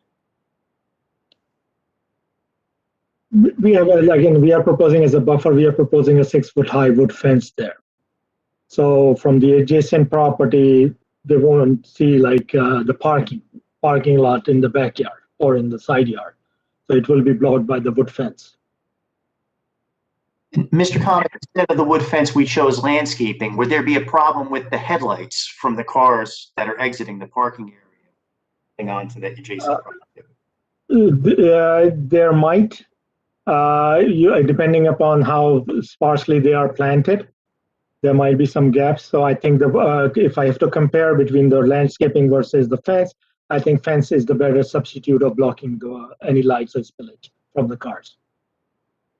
And with regard to the front area towards Sherman Street where the 6-foot fence would not be permitted, would we be able to plant some landscaping in that area? Is there enough space there to plant perhaps 2 shrubs to try to buffer that area? Yeah, actually we can do better. We can probably do some arborvitaes in that area. I would say probably 2 or 3. So yeah, we can do that. Okay, thank you. I just wanted to note for the record that fencing is permitted in that area. It just needs to drop down to 4.5 feet as a maximum height. Thank you. Okay, Mr. Vieira, do you have any questions? Yes, Mr. Harris. This is a question for Mr. Can. Can we, Graham, can we go to the next page, C03? This is regarding the dry well. I'm a bit concerned that the dry well, what you're proposing, is too close to the adjacent property. And I understand that you designed a dry well for 856 gallons and foundation. Are you concerned that the dry well is too close to the adjacent property? Not really, actually. And first of all, like this dry wall this is an approximate location. And we usually have a note on our construction drawings that this dry well can be field adjusted depending on the construction conditions, whatever is encountered. But a good engineering practice is that as long as you are 10 feet away from any adjacent structure, you should be good with any water going into any penetrating through the structure or anything like that. And we have more than 10 feet here. So in my professional opinion, I don't see an issue. But again, that dry well, again, if that's a concern the board has, we can move it to the center of the parking area. The reason we put it there is that is that is the lowest spot or close to the lowest spot in the parking. And we want to capture all the water before it hits Sherman Avenue or Sherman Street, so that there is no runoff from the site going into the street. So that was the idea. No. We can move it close for a little bit to the south and grade it accordingly. Yeah, I understand that your concern was to capture the maximum amount of runoff, but you can also move it away from the adjacent property and still be able to capture.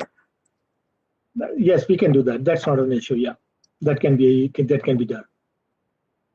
Okay, and the second question was regarding if you have any concerns that the adjacent property, 17 Sherman, the entrance or exit to that property, is it too close to the parking space? Because you're I know that's the existing condition, but you're continuing to keep that condition that it's the parking lot is too close to that entrance and exit. So a car might be going in and out to the parking lot, a person might get too close to the, I just have a safety concern that it's just too close for the adjacent property. I'm not sure, because these the adjacent property is you're right, it's close to the adjacent property, but this is very as under the existing, there used to be garage there. And again, this is a residential development. So the trip generation that will be generated from this, it's not that there will be continuous movement of cars coming in and out. It's a very low intensity movement. Like people will come in the morning, go for work, come in the afternoon, maybe on the weekends, they will make multiple trips. So it's not like high peak traffic generated or traffic movement area. So that it will become a considerable issue. Yeah, if it would be a commercial area or something like that, or commercial use, then yeah, I would be concerned because it is closed. But this is a residential use, so I'm not worried about as far as the number of trips or how it's going to affect the adjacent property. It's no different than any one or two family dwelling as far as the trip generation concerns. Okay, those are all my questions. Okay. Is there any requirement to have handicap parking provided on the site? Not for the resident, because again, the apartments are not handicap accessible. So there is no requirement to provide a handicap accessible parking space. If it would have been again a commercial or a mixed use, yeah, then that requirement will come into play. Okay. And Graham, just the height of the fence would also have to be 4.5 feet in front of the house as well. Yeah, that is important to note. So as the proposed fencing passes the extreme rear corner at this point, so this rear corner here, the fence height needs to drop down to 4.5 feet, or the board needs to grant variance relief to maintain a 6-foot fence. Okay. The reason we were proposing a 6-foot fence is again, it's a railroad and just to provide extra security like say if the kids are playing there or whatever, we don't want them to encourage them to jump across and things like that. So that's the reason we were providing a 6-foot fence in that area. And the, what you've referred to the proposed open area, you're removing the existing vegetation in the area that's grown up over time and just leaving that as a lawn area, is that correct? That is correct. Yeah, we will clean up that area of any overgrown vegetation and plant with the seed, the grass and nicely landscaped grass area.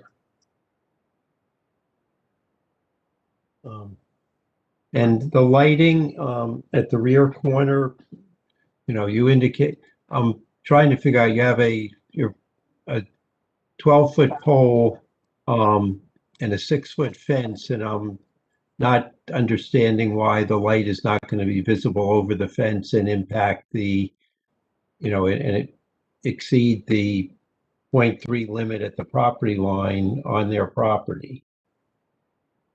Because usually the way the light pattern works is like once the light starts hitting the ground, the main focus for any light to shine is like on the ground, at the ground level. Then it starts dispersing as it goes further along. So by the time it reaches, let's say, the property line to the adjacent building, it will be shining probably at the ground level or maybe 2 or 3 feet into the fence area as it goes along. In other words, it spreads out like this. So the 6-foot fence will become another buffer for any spillage across the property line. Not fully agreeing with you. I mean, you have the 0.5 contour going, a fair distance to their property, and which would seem to me be beyond any shadow that the fence would be creating.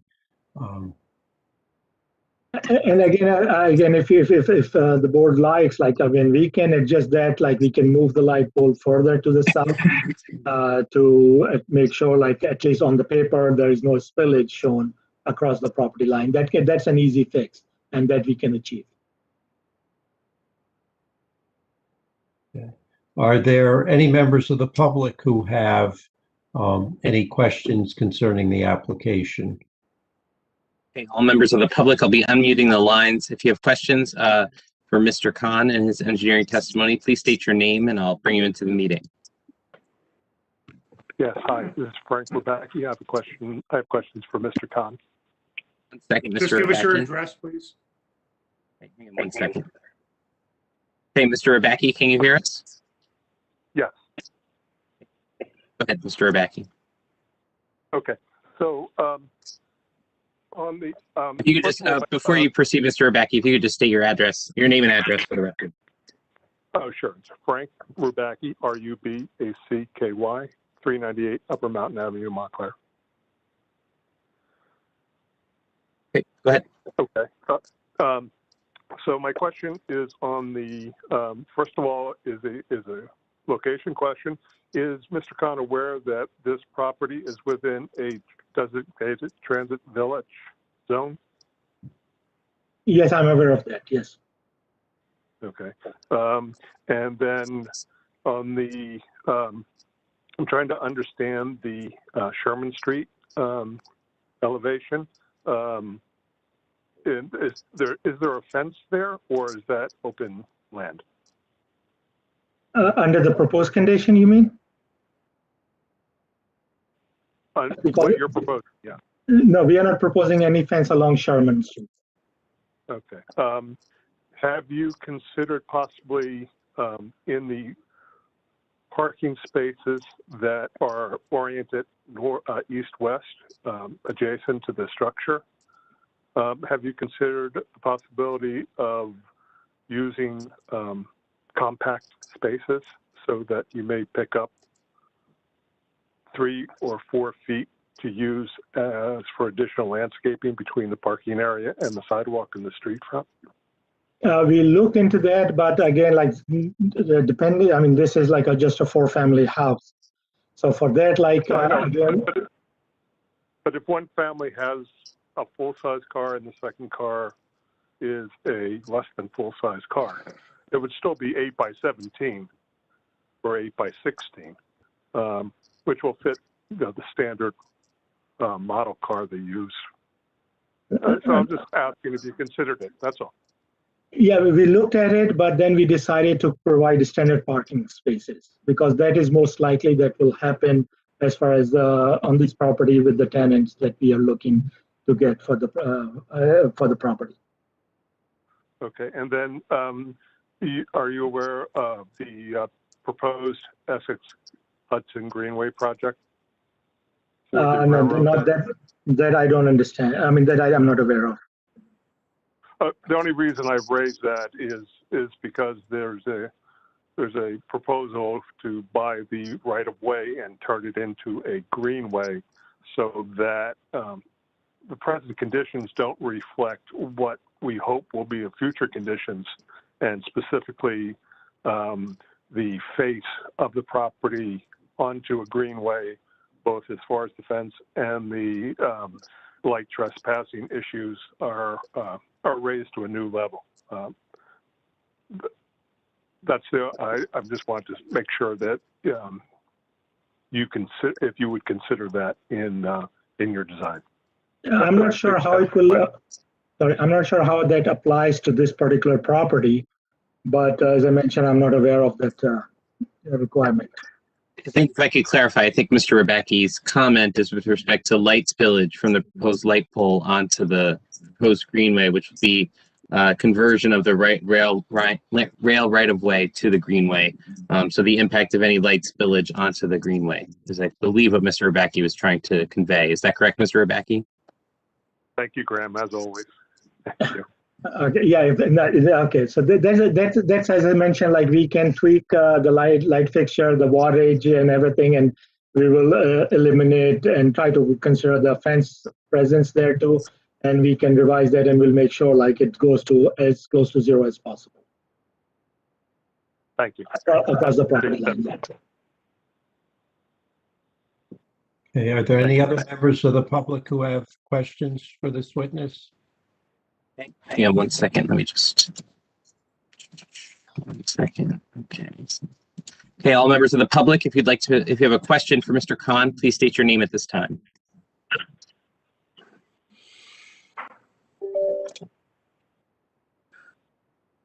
And any members of the public who have a question for Mr. Khan and his engineering testimony on the application, please state your name and we'll bring you into the meeting to ask your question.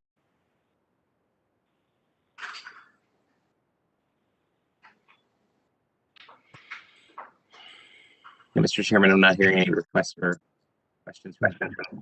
Okay, I have a couple of questions. How many parking spaces would be required if all the units were 2-bedroom units? 1.5 space for 2 bedrooms. Actually, let me just confirm that. 6. 6, yeah. Thank you. Yeah. 6. Do you want to call your next witness? Yes, Mr. Chairman. I'd like to call our project planner, Peter Steck. Just pull Mr. Steck in. Mr. Steck, can you hear us? I can. I can't see anyone, and I don't know, can you see me? We can't see you, and I can't pull you into the meeting. You may not be fully connected, but we can hear you. Okay. Peter, I assume you have one of your exhibits that you want to show us? I do not. I'm going to rely on the exhibits that are already shown. All right, well, let me swear him in. Mr. Steck, would you raise your right hand? Do you swear to tell the truth in the matter pending before the board? First of all, my right hand is raised, and I swear to tell the truth, the whole truth, and nothing but the truth. State your name and address, please. My name is Peter Steck, S-T-E-C-K. My office is at 80 Maplewood Avenue, Maplewood, New Jersey. Just a few very brief questions to qualify, Mr. Steck. I imagine this won't take long. Peter, could you just give the benefit of the board your education, how long you've been practicing in the field of planning, and the boards that you've been many, many times accepted as an expert before? I have a bachelor's degree in civil engineering and a master's in city and regional planning. I've been licensed in New Jersey since 1976, and my license is still active. And I've testified in approximately 200 municipalities in New Jersey, as well as in Superior Court, and been accepted as an expert planner in those jurisdictions. Mr. Chairman, We will accept. expert in the field of planning. Thank you. Mr. Steck, would you describe the subject property? Yes. I know the board is fairly intimately familiar with this, but just to lay a foundation, this is a corner lot. It's somewhat irregular in shape, but along the street frontages, 75 feet on Bay and 125 on Sherman, it is rectangular there. As indicated, the property is 8,466 square feet. The house that's there is vacant.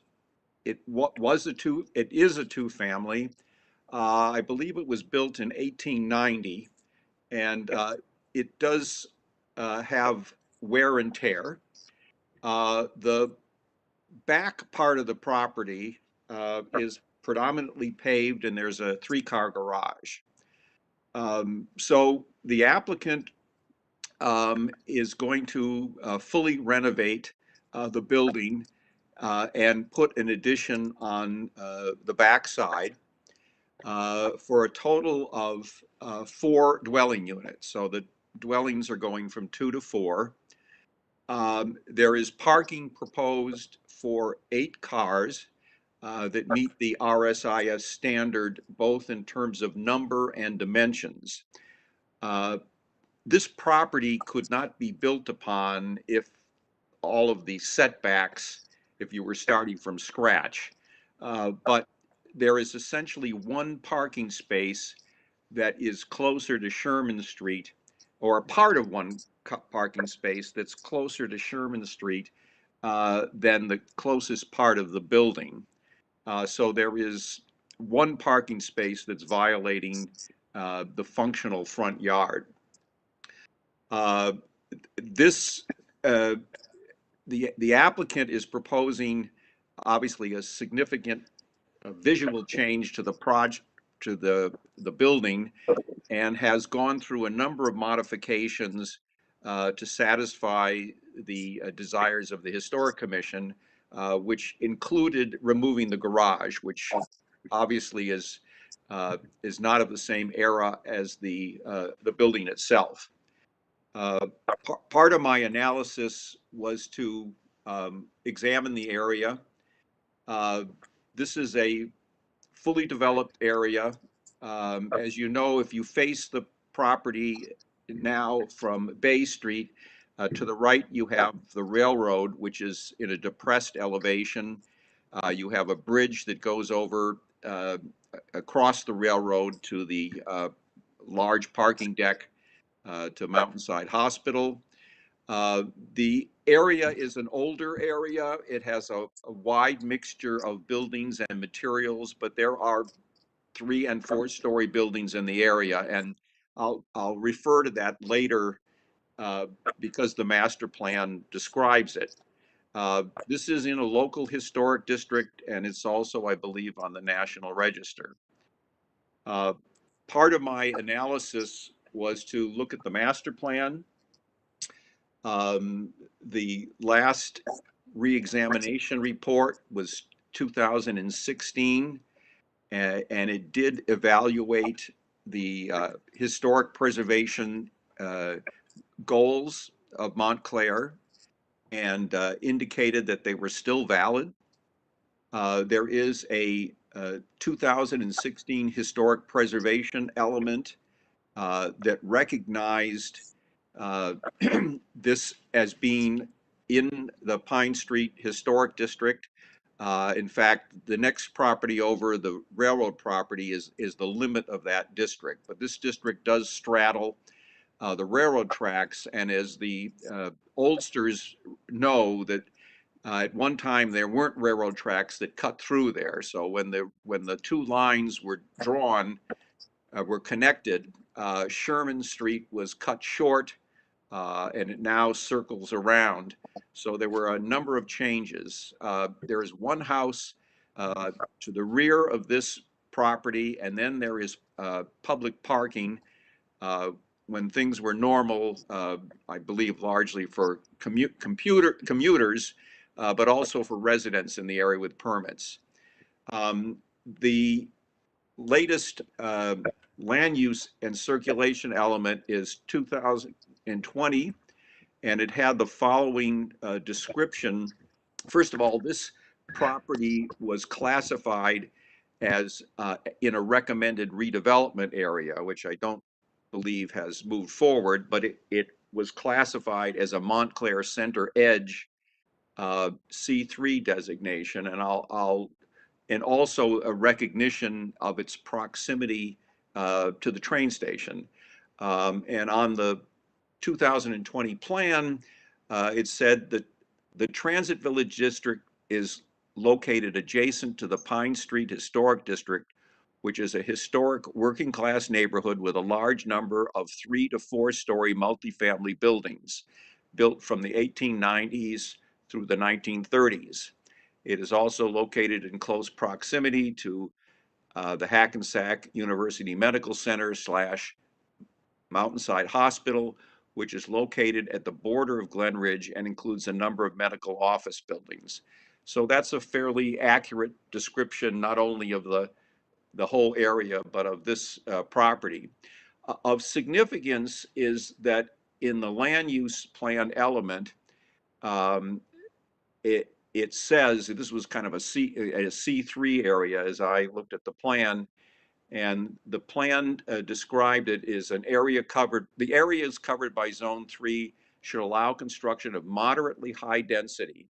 The zoning for this area should maintain the current requirements, which permit maximum 3-story buildings and a density of 28 units per acre. The township should investigate the feasibility of incentive zoning, and it talked about higher heights and more density. At 28 units an acre, the master plan would permit 5 units on this property.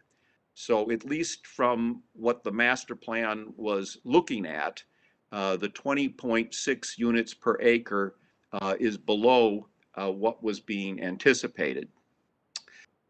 This is in the R4 zone, which borrows from the standards of the R3 zone. And again, it treats modifications or conversions of existing buildings as a conditional use standard. And it says that if you're going to take advantage of those conversion provisions, you need 15,000 square feet and a frontage of 150 feet, which we don't have here. Actually, there are relatively few lots in the historic district that are of that size that are in private use. And in fact, even if the applicant had approached the small dwelling to the rear to see if a purchase was possible, there was no interest in selling. Even if you acquired that property and demolished the building, we'd still be short of the 15,000 square feet. That house, I know from many years ago, because when I was the planning director, that house was the recipient of a grant program for low and moderate income housing occupants. So at one time that house was renovated. In my inspection of that house, it is modest in size, and the first floor windows, there's a 4-foot fence there now, and the first floor windows are about 5 or 6 feet above grade. So the issue in my mind of headlights is not an issue. I think it's more of a border and an aesthetic issue of whether to put in a landscaping or fencing. So the reason we're before the Board of Adjustment is that we don't meet all of the standards for a conditional use conversion. And so we need 5 yes votes because a D variance, a D3 variance is involved, but it's not the strict standards of the Medici case where you have to show that there's particular suitability and that you have to meet the negative criteria under the enhanced burden of proof. We do have relief needed because of the front setbacks. We have 2 fronts required for each street, and as indicated by the engineer, the existing conditions are substandard now, although the new addition will be bumped in to give a little more green space.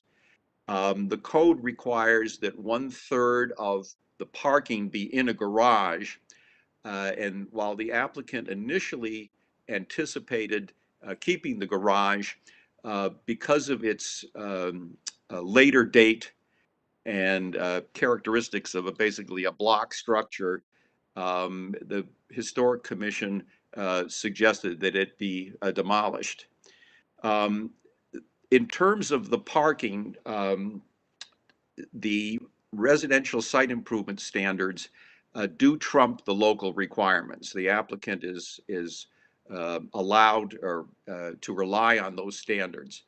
As I calculate the parking requirement, there would be 8.2 spaces needed. RSIS says that you round down when you're 0.5 or less.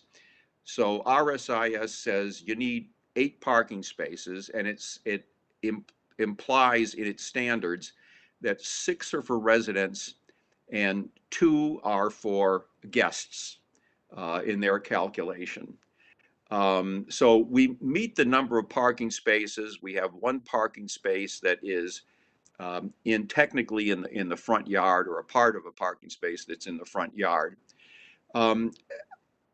I have not consulted with the applicant, but there is concern about setbacks and parking. And what I would just, at least from a planning point of view, suggest to the board that, and to the applicant, and again, the applicant will have to chime in if he can agree to this, but it would seem to me that if the 1 parking space closest to Sherman Street were eliminated, that green space that is at that front yard could continue, back 18 feet, and it would add green space that could be could shield the parking that's there. Right now, as the board is aware, there's no greenery and there's a 4-foot fence. In terms of the northern limits, what I would suggest potentially is shrinking those 4 parking spaces instead of 9 feet to 8.5 feet. You would pick up 2 feet there. I think that would still be functional parking spaces. In most urbanized settings, especially in parking garages, 8 foot wide, 8.5 foot spaces are not unusual. It's not technically a variance because we're asking for relief from the 9 by 18 foot dimensions of the residential site improvement standards. And it's called a de minimis exception. And it first of all, in an urbanized environment, and it was mentioned that not everyone has large cars. So I would suggest that an 8.5 foot space would be certainly reasonable. The RSIS also does acknowledge that the parking requirements can be flexed if you're near a transit center, near an urbanized environment, where you have on-street parking, which is the case here, and we have an unusual supply of parking because there are 2 public parking areas to the north. So what I'm suggesting is that if 1 space was removed along Sherman Street, I think that would do a lot both to shield the parking and to add more buffering to the building. One of the items I'd like to bring up about the conditional use standards is that the ordinance, apartments oftentimes near transit centers, for marketing reasons, they get smaller and smaller. It could be a 400 square foot, one bedroom studio. There's a trend now that's starting to occur in some municipalities like Fort Lee, where there are these micro units that are more tinier than you can think. The conditional use standard in the Montclair ordinance is a minimum square footage in the interior of 800 square feet. So you might say that that's an old standard, but the answer is it's in the ordinance that there was a cautionary note when conversions were occurring. The ordinance didn't want buildings cut up into tiny units. And so regardless of the number of bedrooms, there was a minimum unit size of 800 square feet. So what I'm suggesting is that we have 4 units, whereas the master plan says you could accommodate 5 on the property. I think we could survive and operate quite well with 7 parking spaces, with 4 of them being smaller. And again, now we have 3 standard spaces facing the building and 4 spaces that are less than 9 feet wide. And technically they could probably go down to 8 feet, although you like to have 8.5 just to open the door and put your groceries in, et cetera, et cetera. So, and the other issue that the engineer already covered is that with new lighting fixtures, there are a lot of variations. You can put on back shields to not shine onto the railroad right of way or to the adjacent property. So let me finish up by some conclusions. This is before the Board of Adjustment because it's a conditional use application. And the law says under the Coventry case that we're to address the items, the negatives that arise from not meeting all of the conditions. In this case, we don't have the 150-foot road frontage and we don't have the 15,000 square foot lot area, but we are under the density that the master plan was looking for. There is clearly a certain element of hardship here in that there is an existing building. And in theory, I suppose we could tear it down and have better front yard setbacks, but that's contradictory to what the public goal is to preserve historic buildings. This front building, again, is an 1890 building, and the applicant went through a number of modifications to accommodate the opinions of the historic committee.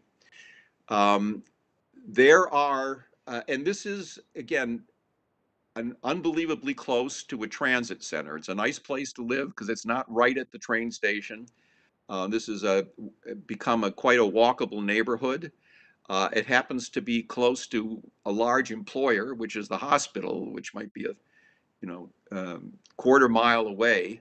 So it is a good place. And I think it is laudable that the applicant is doing larger units because all new construction seems to have very tiny units because, many municipalities are freaking out about having families and school children. And I think that this is somewhat contrary to the trend by accommodating families, but this is a neighborhood that clearly has returned and become an attractive place to live. So there are a number of purposes of the municipal land use law that are advanced. The master plan considers this an area for higher density housing. It's by the train station. In my opinion, Purpose A talks about encouraging the most appropriate use of land, and putting 2 additional dwelling units in this area advances that purpose. Purpose E also talks about an appropriate population density. Here we have 4 units in the master plan. Under the density recommendation would have accommodated 5, at least for new construction. This is clearly Purpose G, a sufficient space in an appropriate location. The building does not exceed the maximum building coverage. The impervious coverage does not exceed what the ordinance allows. Purpose I talks about a desirable visual environment. And again, especially with the modifications recommended by the Historic Commission, from being somewhat of a detriment to the neighborhood right now, I think this will be a significant aesthetic improvement. And it is a fairly visible property because it's a corner lot. And it's one entry point into Montclair from Glen Ridge. And the obvious purpose that is being advanced is J, the conservation of historic sites. Now, in terms of the negative criteria, I put a lot of weight, while it's just a recommendation, on the recommendations of the Historic Commission. They're focusing on aesthetics. I think the building started out with a nice design, and it's only been improved. In terms of the negative criteria, we clearly we don't impair the master plan. The master plan encouraged redevelopment in this area, although not formally designated. The master plan recognized the importance of historic preservation. This is moving in a step not only by renovating the building and adding the architectural details, but removing the garage. As testified by the engineer, we've accommodated any stormwater concerns. We're committed to either using the existing utilities or replacing them if need be. And in the big picture, and again, there are few, if any, lots in this historic district that are 15,000 square feet. But the answer is there's been a lot of renovation. And again, the master plan characterizes this as areas having a lot of 3- and 4-story buildings. In that type of environment, and considering what is to the east, which is the railroad right of way, which might be a green corridor, but the answer is across that is a large parking garage that is not necessarily aesthetic. This is kind of an entry point to Montclair, and I think that there are several municipal land use law purposes that are advanced as under the positive criterion. I think that this application can be approved potentially with or without my suggestions, but I do think the reduction in the width of 4 of the parking spaces and the elimination of 1 parking space makes sense. And I think this can be approved with those potential concessions. I believe this can be approved without substantial detriment to the public good and without substantial impairment to the zone plan and zoning ordinance. Thank you. Mr. Chairman, I have no further questions of Mr. Steck. I don't realize that I even asked a question of Mr. Steck, but thank you, Mr. Steck. I didn't hear your second question, sorry. It's okay. Mr. Fleischer, do you have any questions for Mr. Steck? Hang on, Mr. Fleischer, you're muted. Go ahead, Mr. Fleischer. I unmuted you, so now you're ready to go. Thank you. Can we go to drawing A 1.0 of the architect's plans?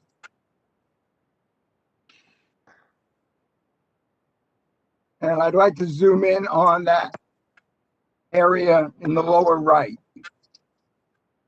That particular. You know, it's interesting that we talked about the headlights in this parking lot shining into the adjacent building. It's equally interesting about how the headlights in this parking lot are going to shine directly into the windows of the residents of this building. And that's part of the reason why there needs to be a zone in this parking area that shields these lower floor windows from the headlights of all the cars that are going in there. I agree with Mr. Steck that the parking immediately adjacent to Sherman should be removed entirely. I also believe that the parking at the extreme, I don't know if it's, I've lost my orientation. The parking near the rear yard, that slot should be eliminated as well, so there can be more shielding and space. And therefore, I would agree, I would rather reduce the parking here to 6 units than to fill up the lot the way it's being proposed now. So, Mr. Steck, what do you think of the fact that there's absolutely no buffer between the headlights of those cars and the 3 windows we're looking at right now in the elevation? Well, that, but first of all, the elevation is what we call an artist rendering because That's it where shows. the windows are. Well, I didn't put the windows there.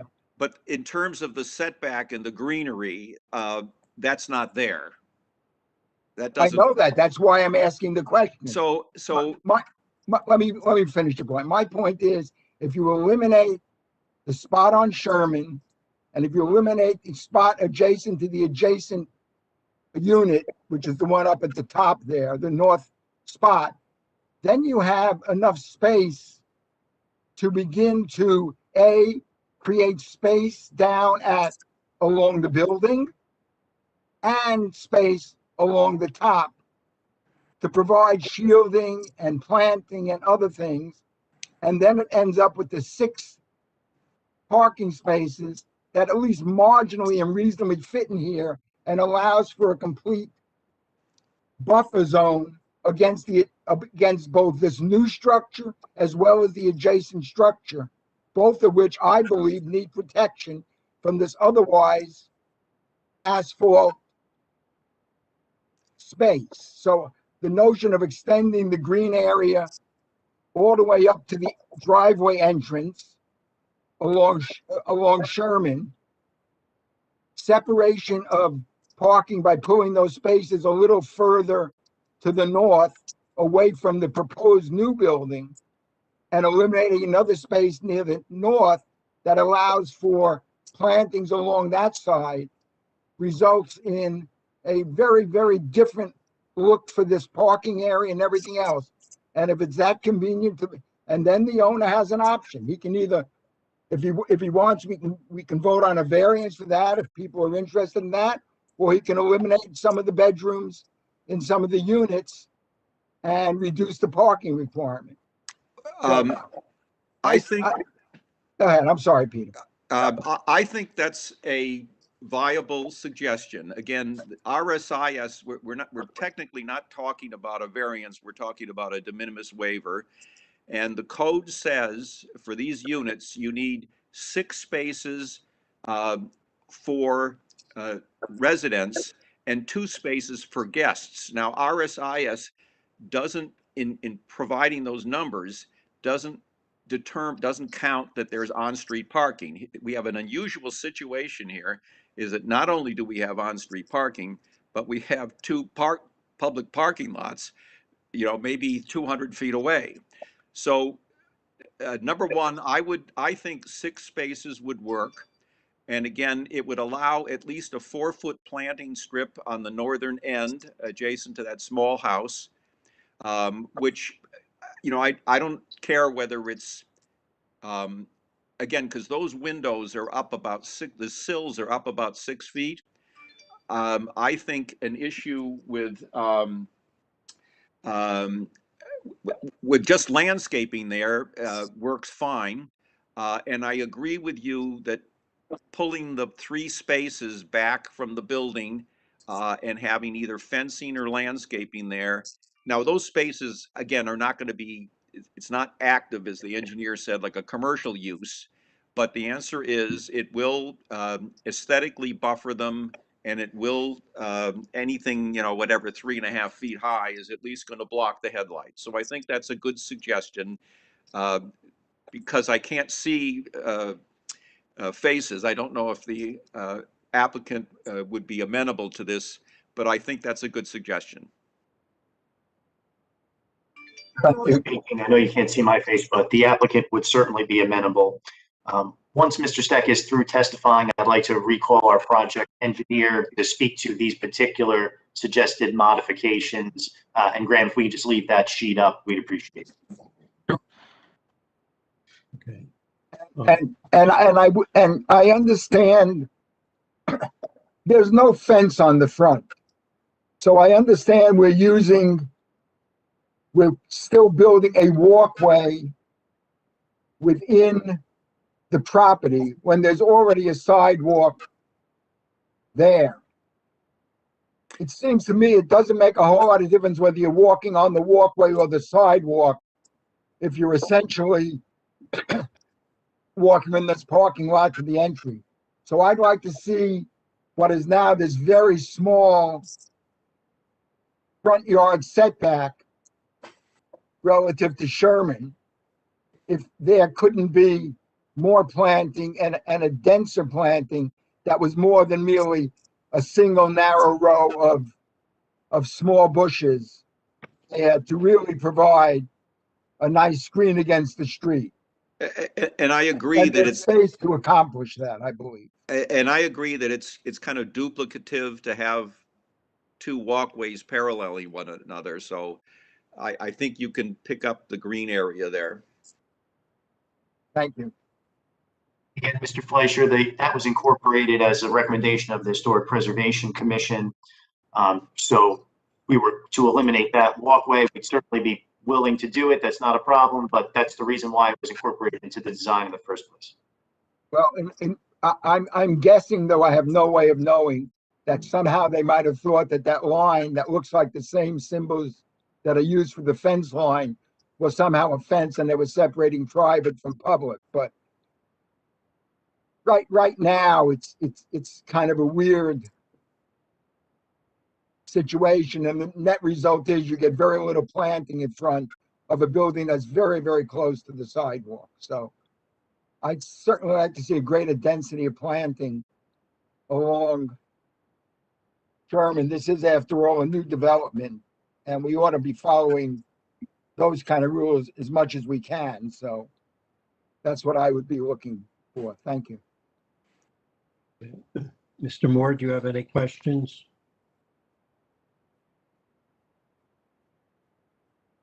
I do not. Okay. Mr. Church, do you have any questions? No questions. Mr. Simon, do you have any questions? Yeah, kind of piggybacking off of what Mr. Fleischer said about that strip between the parking lot and the ground floor apartment.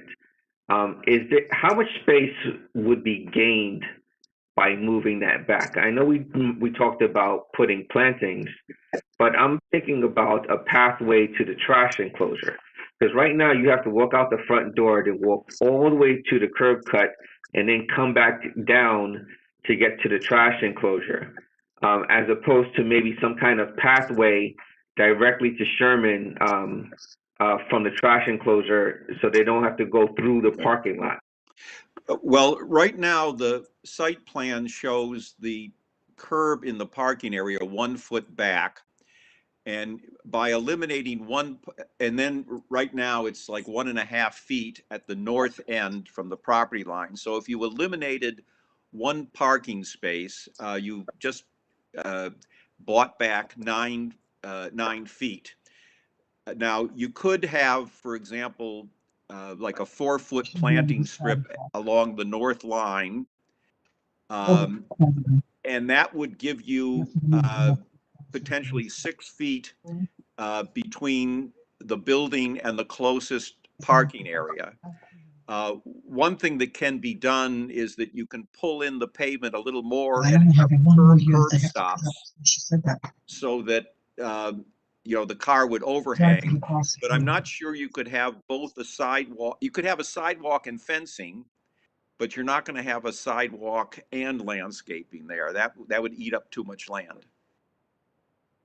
So I think that's something that the owner would have to consider, because as a tenant, your option is either to, thinking of the person on the third floor, you'd have to go all the way down to the basement, then up the stairs again, or you'd have to walk out the front door all the way around with your trash and back. Right. From a I mean, logistics it certainly wouldn't be a problem if someone was walking out to their car. You know, you're right. If I'm working out to the car, I'm going to bring my trash with me and dump it there and then hop in my car. But again, it's a trade-off. And a sidewalk could be put there, but again, I think you lose some of the greenery. Now, I will observe that if we eliminate the parking spot that's closest to Sherman, that greenery along the back of the building, because it becomes less important because you don't see it from the street. So that may be a way to have a sidewalk there, and let's say a fence, so that the lights of the cars don't offend that first floor apartment. So, you know, your comments are well put, especially if we're going to eliminate that parking spot that's closest to Sherman, because then we would extend the planting in that direction. No other questions. Okay. Ms. Gilmore, do you have any questions? I do not. Mr. Vieira, do you have any questions? No questions. Okay. Peter, this is more a philosophical question, but you relied on what's in the master plan. We're now 5 years after it was adopted, and nothing's happened in terms of doing anything with the zoning in this area. At what point do we keep looking at what's in a master plan that the governing body has not done anything with and say, oh, that's something we should follow? Or do we say, okay, they've had 5 years, they've not done anything, and we should stick with what's in the current ordinance? Well, first of all, it used to be you wait 6 years, and the reexamination report now cycle is every 10 years. So I can say, you know, it depends upon what's happening, you know, obviously in the marketplace, but technically you're required to look at it at least every 10 years. So I'm not, and one of the issues is things are changing pretty rapidly right now. But I guess my answer is, according to the law, you reserve the presumption of validity continues for 10 years. If you don't do a reexamination after 10 years of both your ordinance and the master plan, you've lost the presumption of validity, although it is rebuttable. Right, but in terms of substantial impairment of the zone plan, you have one zone plan, the ordinance saying one thing, and the other zone plan saying something different. And which do we give greater weight to? Well, we need variances from the zoning ordinance, but again, I think this is a particular situation, and there is a discontinuity now, but the answer is it hasn't been 10 years. So there's a presumption that the door is still open for the governing body to respond to the master plan. The point that I dwelt on with the master plan is I have to show that that this application doesn't impair it. And in my opinion, it doesn't. We're 4 units instead of 5. We're recognized a historic district. We're near a train station where the car ownership and use tends to go down. So while there's that discontinuity, I don't think it injures the appropriateness of granting the requested variances. Are there any members of the public who have questions for this witness? Okay, all members of the public, I'll be unmuting all lines. If you have a question for Mr. Steck, please state your name and I will bring you into the meeting to ask your question. All members of the public are now unmuted. Please state your name if you have a question for Mr. Steck.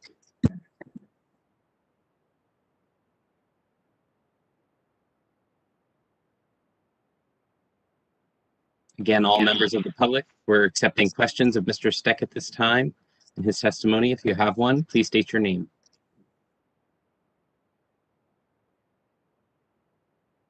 And Mr. Chair, I'm not hearing any public questions at this time. Okay, Mr. Piramali, you indicated you wanted to recall one of your witnesses. Mr. Chairman, my initial thought was to recall our engineer and discuss how these revisions can be made and we can accommodate it. With that being said, there's a great deal of moving parts, so to speak, in the recommendations of the board. Mr. Chair, it might be a better idea to adjourn at this point, to come back with a revised plan at the next meeting, but I would leave that up to the board's discretion.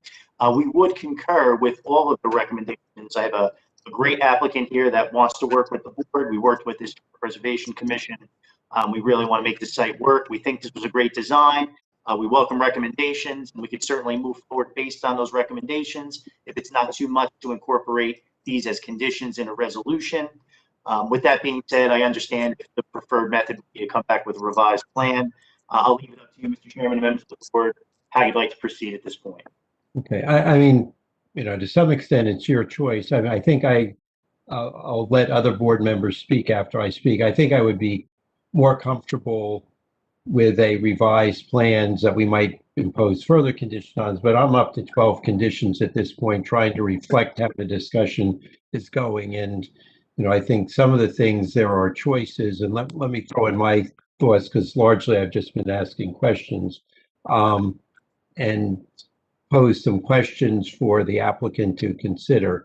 You know, I think the front yard parking space should be eliminated. I think the parking space along the northern property line should be eliminated, that the parking lot along that property line should conform to the ordinance with the 4-foot distance, and landscaping, not saying we should go away with the fence, but I think there should be landscaping in addition. I think you can then pull back the 3 spaces that are along the eastern property line, so you can in turn pull back the 3 spaces that are adjacent to the house. My dilemma on what you should do with the area is, if I were living in units, you know, with those first floor windows, I certainly don't want car light shining into my windows every time someone pulls in and out. And I certainly, but I also don't want, I'm not sure I want people walking by my window bringing the trash either. So, you know, whether fence and a walkway versus landscaping, I think, you know, the engineer should look at how that works, and, you know, what the height of those windows is in terms of either the lights or the car lights, or you know, people walking by. But it's a, you know, there's something of a choice there for the applicant to make. I think, I'm assuming it's a given that the parking space, the Sherman Street parking space, will be replaced by landscaping. I think there needs to be, you know, some connector between the front. You know, I agree the second sidewalk on the property is redundant, and there should be some connector so people between the going to that sidewalk from the parking area, so either you're not cutting through the shrubbery or walking all the way down to the curb cut. The dilemma in my mind, and you know, there is an argument for granting a parking variance on this site, given the train station, given, you know, a variety of considerations that typically are used for justifying parking variances. You know, and there's the flip side of that is, you did 4 2-bedroom apartments, the parking would conform. You know, so I think that's a choice the applicant has to make.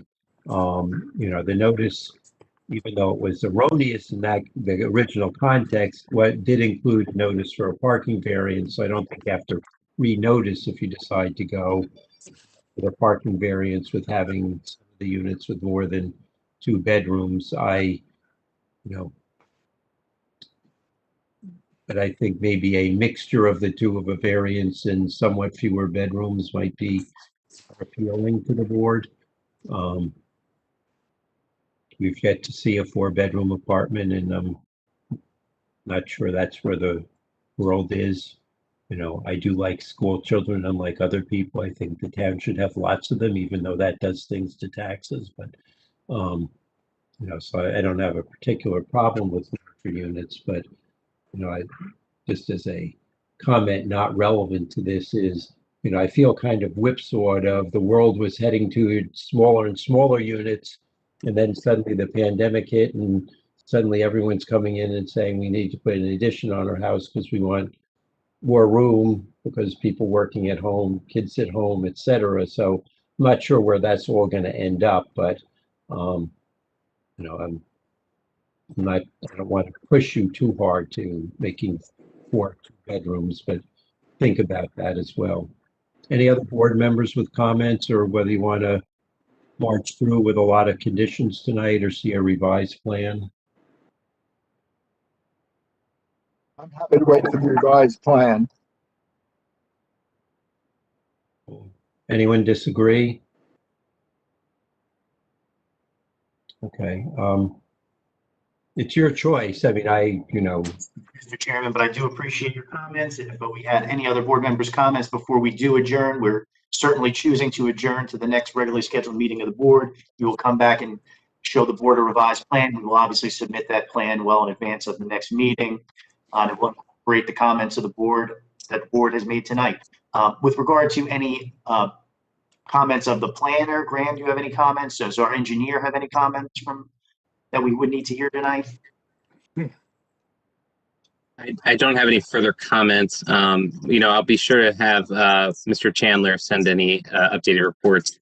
You know, just be sure to provide any revised plans to us. You know, at least at minimum 10 days prior, I'll try and have Mr. Chandler prepare a revised report on the application as well.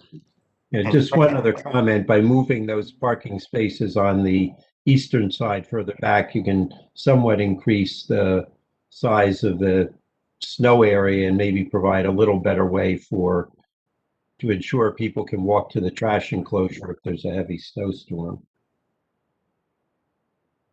Thank you, Mr. Sorry, I have one quick question. Does the fact that there's a proposed greenway on that rail line, does that have any influence to your design or any potential changes? The intention that we do intend to make is to make sure there is no light spillage over that greenway or over any property line for that matter. The point in using the light fixture that we chose was, again, its historic design and its historic relevance. We are in the Pine Street Historic District. With that being said, if the concern of this board is light spillage, that is concerned the applicant as well. We were certainly willing to accept a condition that there would be no light spillage onto adjacent properties, but we will go back to the drawing board and make sure we have the correct light fixture to make sure there will not be any light spillage onto the greenway or onto the adjacent property to the north. And if I could just jump in, the only other comment that I wanted to just make on the application I noticed today when I did my one little site drive-by is there's an empty tree pit right in front of the property on Bay Street. You know, if you wanted to evaluate possibly planting a tree in that empty pit, that might be a good thing to do. Thank you. So, Mr. Petto, when is the next regularly scheduled meeting? And I'll make the formal announcement. Sure. The next regularly scheduled meeting is Wednesday, July 21st. And also 7:30 p.m. 7:30 p.m. Yes. 7:30. Great, thank you. On behalf of the applicant, I would respectfully request that the board grant an adjournment to the July 21st regularly scheduled meeting to begin at 7:30 p.m. No further notice being required of the applicant. The applicant would further agree to suspend all municipal time limits for the duration of that requested adjournment. And I thank the board and the board members for their comments and for their time tonight. Thank you very much. On behalf of the applicant thanks. You're welcome. Okay, we're going to take a recess until 10:20 when we'll resume with the next application. Thank you very much.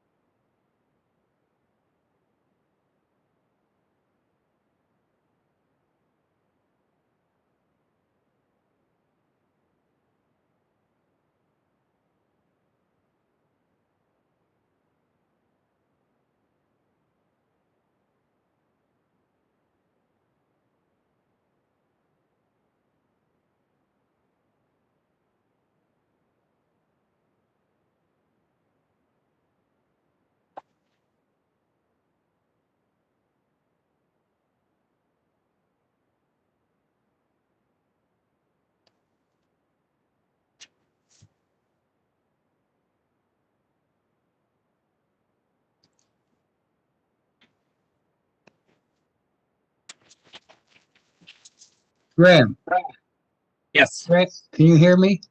Yes, I can hear you. Okay, we're looking at the June 3rd Harrison Avenue app, right? I've got two of them here. I Oh, got one. there's a revised set of plans. Yes, the newer plan is the June 3rd one that was included in your packet. They revised their plans. Okay, good. Okay, thank you. Yes, sure thing. Sorry for the confusion. No, it's all right.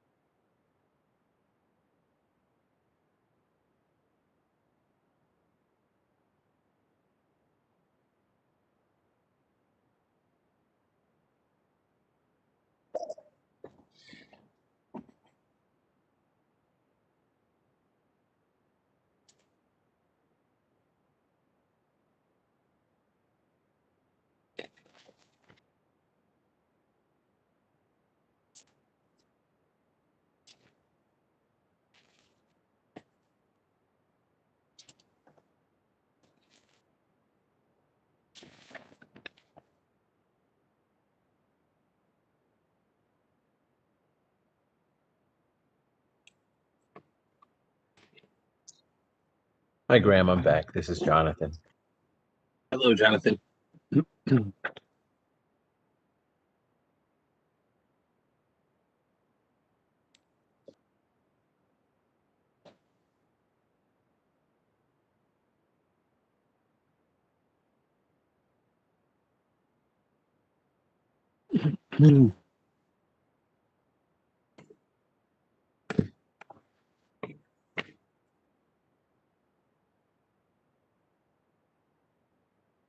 Alan, can you hear us?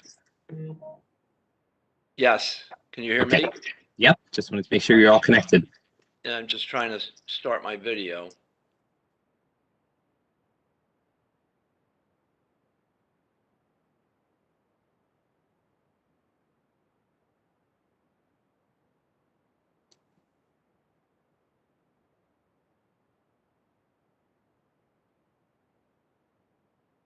Okay, Rick, I think we're ready to go back on.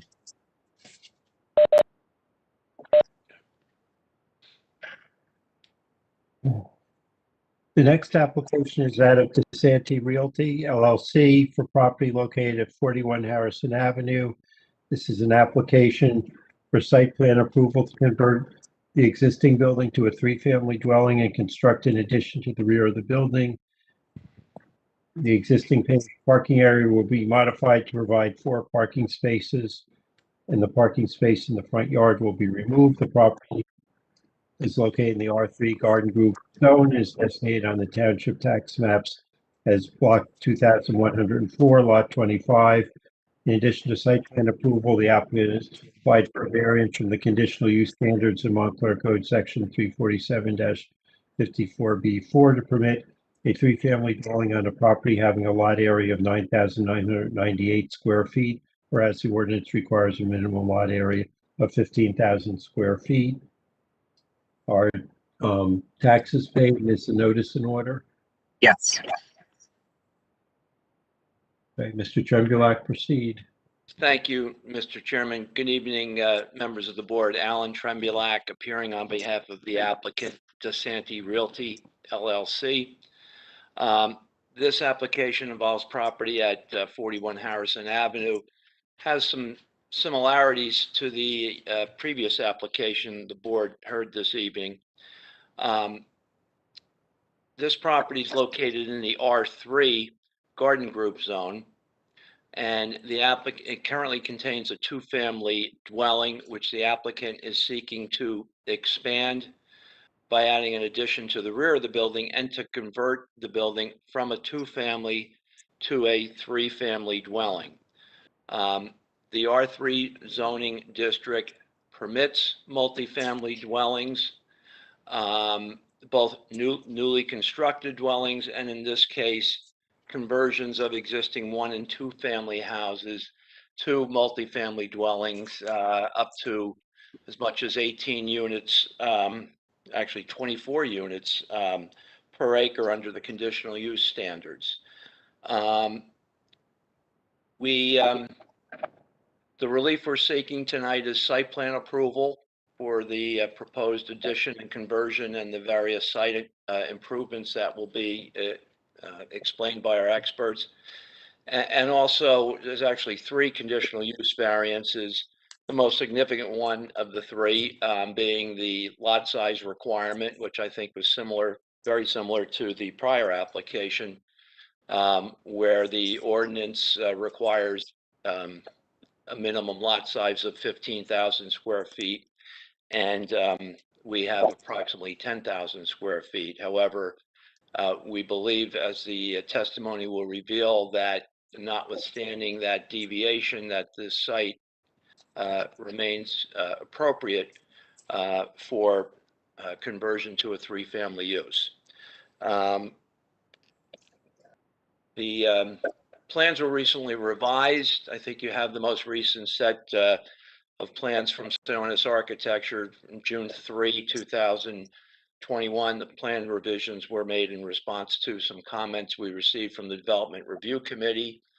I'd also note that this property is contained in the First Residential Historic District, and as such, the plans were reviewed by the Historic Preservation Commission, which issued a report supporting the application without any recommendations or conditions whatsoever.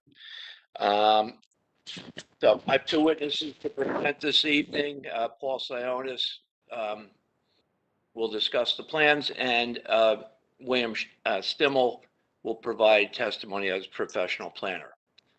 So if I may, Mr. Chairman, I would begin by calling Paul Sionis as my first witness. Okay. Paul, can you hear us? I can hear you. I can't seem to turn my camera on. Yeah, it takes a second after I pull you in, so. Okay. But we can hear you, so. Okay. Paul, would you raise your right hand? Do you swear to tell the truth in the matter pending before the board? I do. State your name and address, please. My name is Paul Sionis. My address is 8 Hillside Avenue, Montclair, New Jersey. Paul, you prepared the site plan and the architectural plans submitted in connection with this application? Yes. All right. And you also prepared a PowerPoint exhibit to assist in your presentation of those plans this evening? Yes, I did. Okay. And I guess Graham already has it pulled up. Do we need to mark this, Graham, as an exhibit, or? Yes. So mark it as A1. Thank you.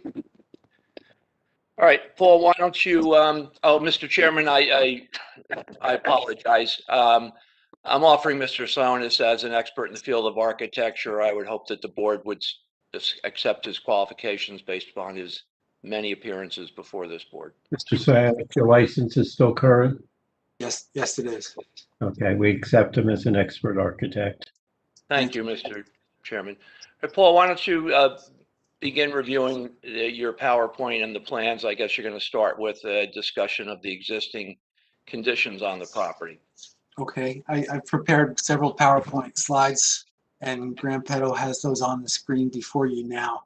The first slide is the survey map that was prepared by Lakeland Surveying. On the bottom of the slide, you see it was prepared in September of the year 2000. So this is 41 Harrison Avenue, lot 25 within block 2104. The property is approximately 66 feet wide and 161 feet deep, or 0.246 acres, 10,736.3 square feet. The property is located on the east side of Harrison Avenue, and the lot slopes from front to back, from the west to the east, by approximately 8 feet in height from that front public sidewalk to the rear of the property. The lot is improved with 2 buildings. The building in the front is the main building. It's a 2.5-story wood frame building. Currently, it contains 2 dwelling units plus a top floor rooming unit up in the third floor or attic.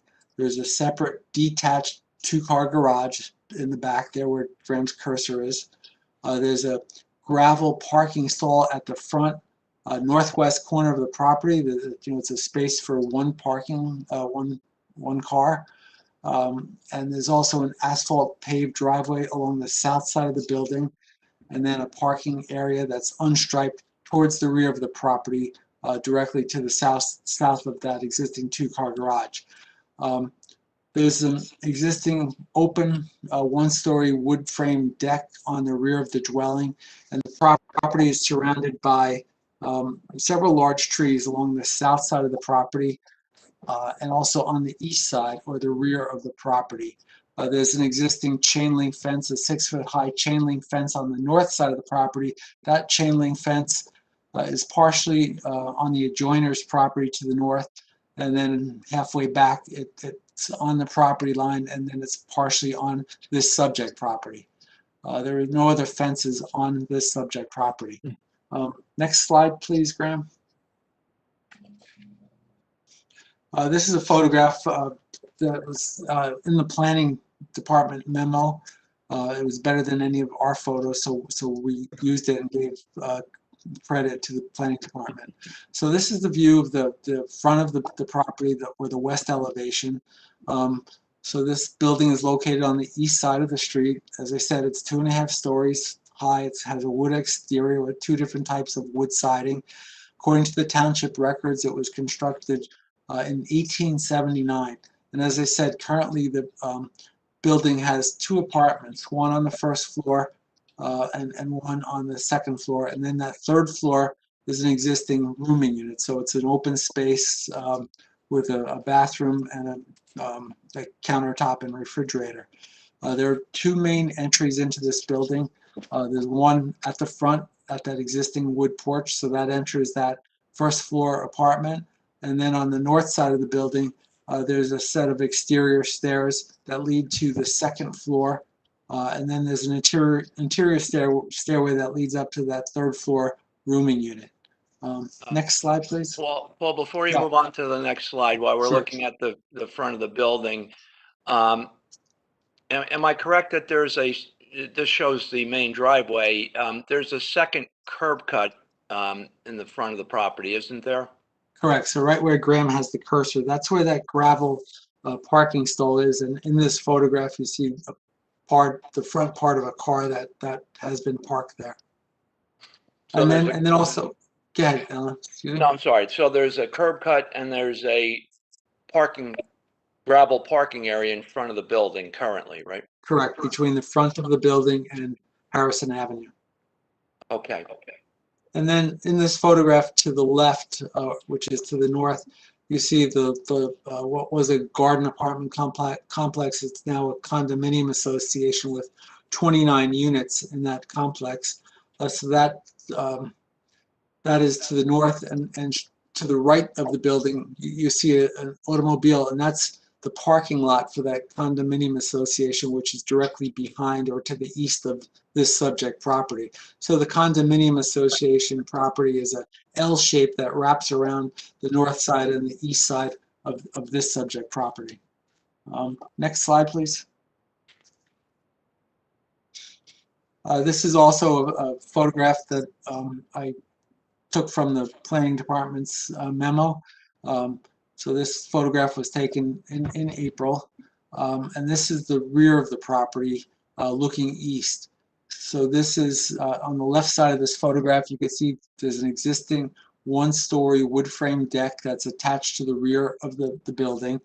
In the center of the photograph is the existing detached 2-car garage, and to the right of that garage is the paved area that's an unstriped parking area that's connected to the driveway in the front center of this photograph that leads to Harrison Avenue. And as I said, originally it was a garden apartment complex, and then sometimes in the past it became a condominium association called Hargate Condominium Association. So their parking and their buildings are both to the north of this subject property and to the east of this property. All right, next slide, please. This is a Google Earth satellite view of the property, and I've highlighted it with orange lines. And as you can see, 41 Harrison is one of 5 lots on this east side of the street between Gates Avenue to the south and Cross Street to the north. So this is in the R3 zone, and also in the same R3 zone, adjoining this property directly to the north and to the east is that condominium association. Directly to the south is another older wood frame dwelling. That's number 43 Harrison. Based on the 3 mailboxes on the front porch, that appears to be a 3 dwelling unit building. Directly to the south of that property at the corner of Gates and Harrison, there's a building that appears is number 45 Harrison, and that appears to have 2 dwelling units based on the 2 separate front doors into that building. The west side of Harrison Avenue, directly across the street from the subject property, is the R1 single family zone, and those are all single family houses on that west side of the street. Next slide, please. Next, these are the existing floor plans of the building.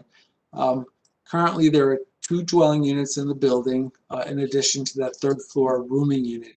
So on the 1st floor, there's a 1-bedroom dwelling unit and 1 2-bedroom dwelling unit on the 2nd floor. And as I said, the 3rd floor is an open space that's a rooming unit. The basement level, not shown on this drawing, is all open. Currently contains some of the utilities and a water closet or a toilet compartment, but it's an open space in the basement. Next slide, please.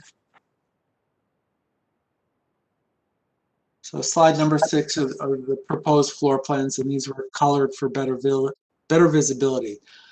So the proposal is to create a total of 3 2-story dwelling units and to eliminate the rooming unit that's up on the top floor.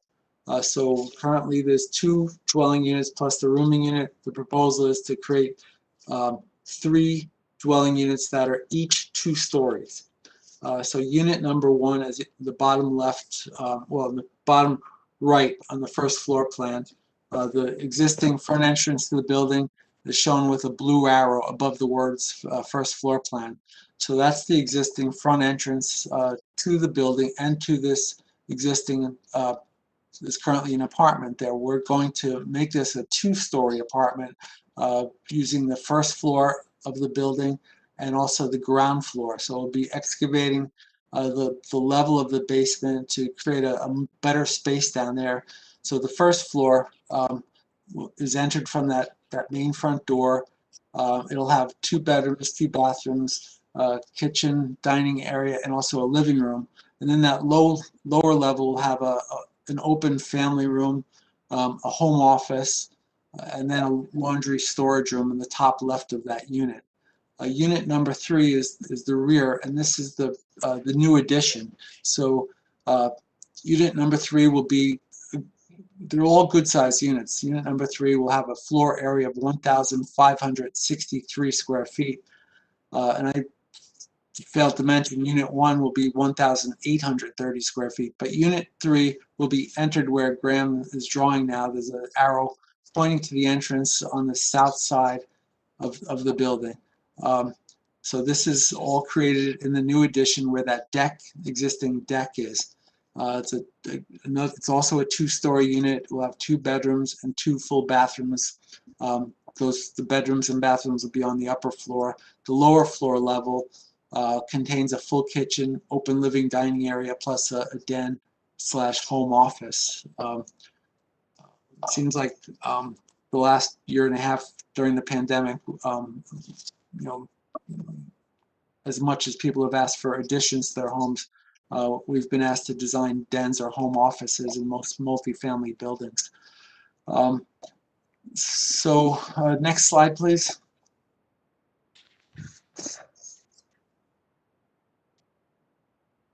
Slide number 7 are the 2 upper floors to the building. The 2 upper floors is unit number 2. So this will have a floor area of 1,256 square feet. This is entered from the north side of the building where the second floor apartment and the rooming unit is currently entered from. So it's shown with the blue arrow on the left. That has this stairway on the exterior of the building. It appears to have been there for quite a time. As the other two units, this will also be a two-story unit with 2 bedrooms and 2 bathrooms.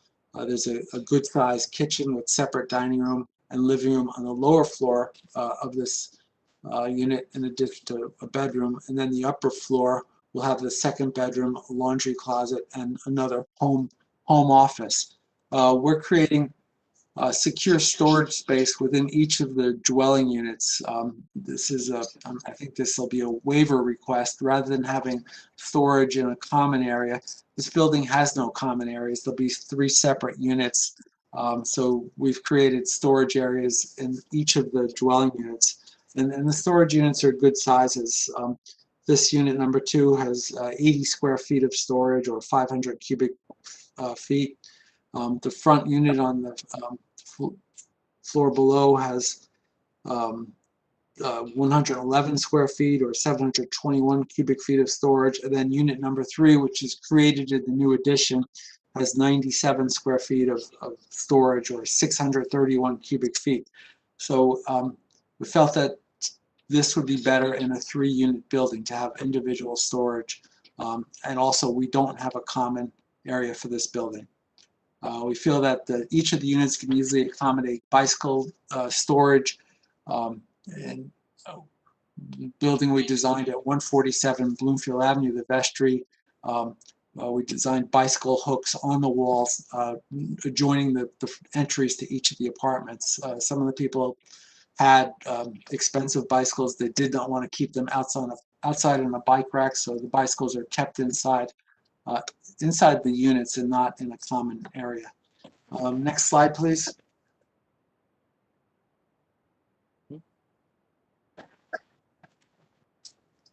So slide number 8, these are 2 of the exterior elevations. The top left is the front elevation. We're showing a different color than it currently is now. Colors have not been selected yet for this building. So the front elevation will be unchanged except for repairs to some of the woodwork and also paint. The bottom elevation is the north side of the building. This is the elevation that faces the main part of that Hargate Condominium Association. So the exterior stair that leads to unit number 2 is to be renovated. It's not in good shape now. Plus, it'll have a new roof that was negotiated with the Historic Commission about exactly what that roof should look like and the height of that roof.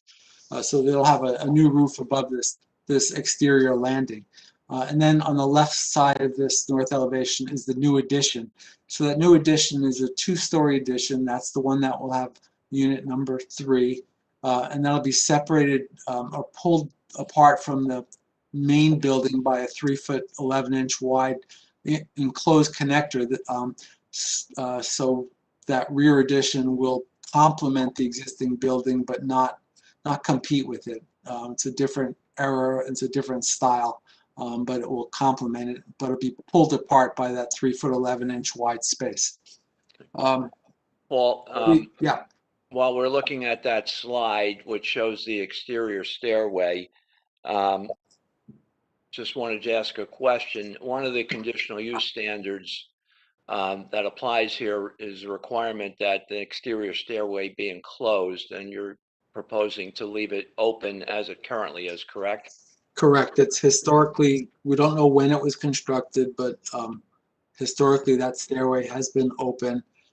If we enclosed it, it would encroach into the side yard setback more than it does now and would interfere with existing windows.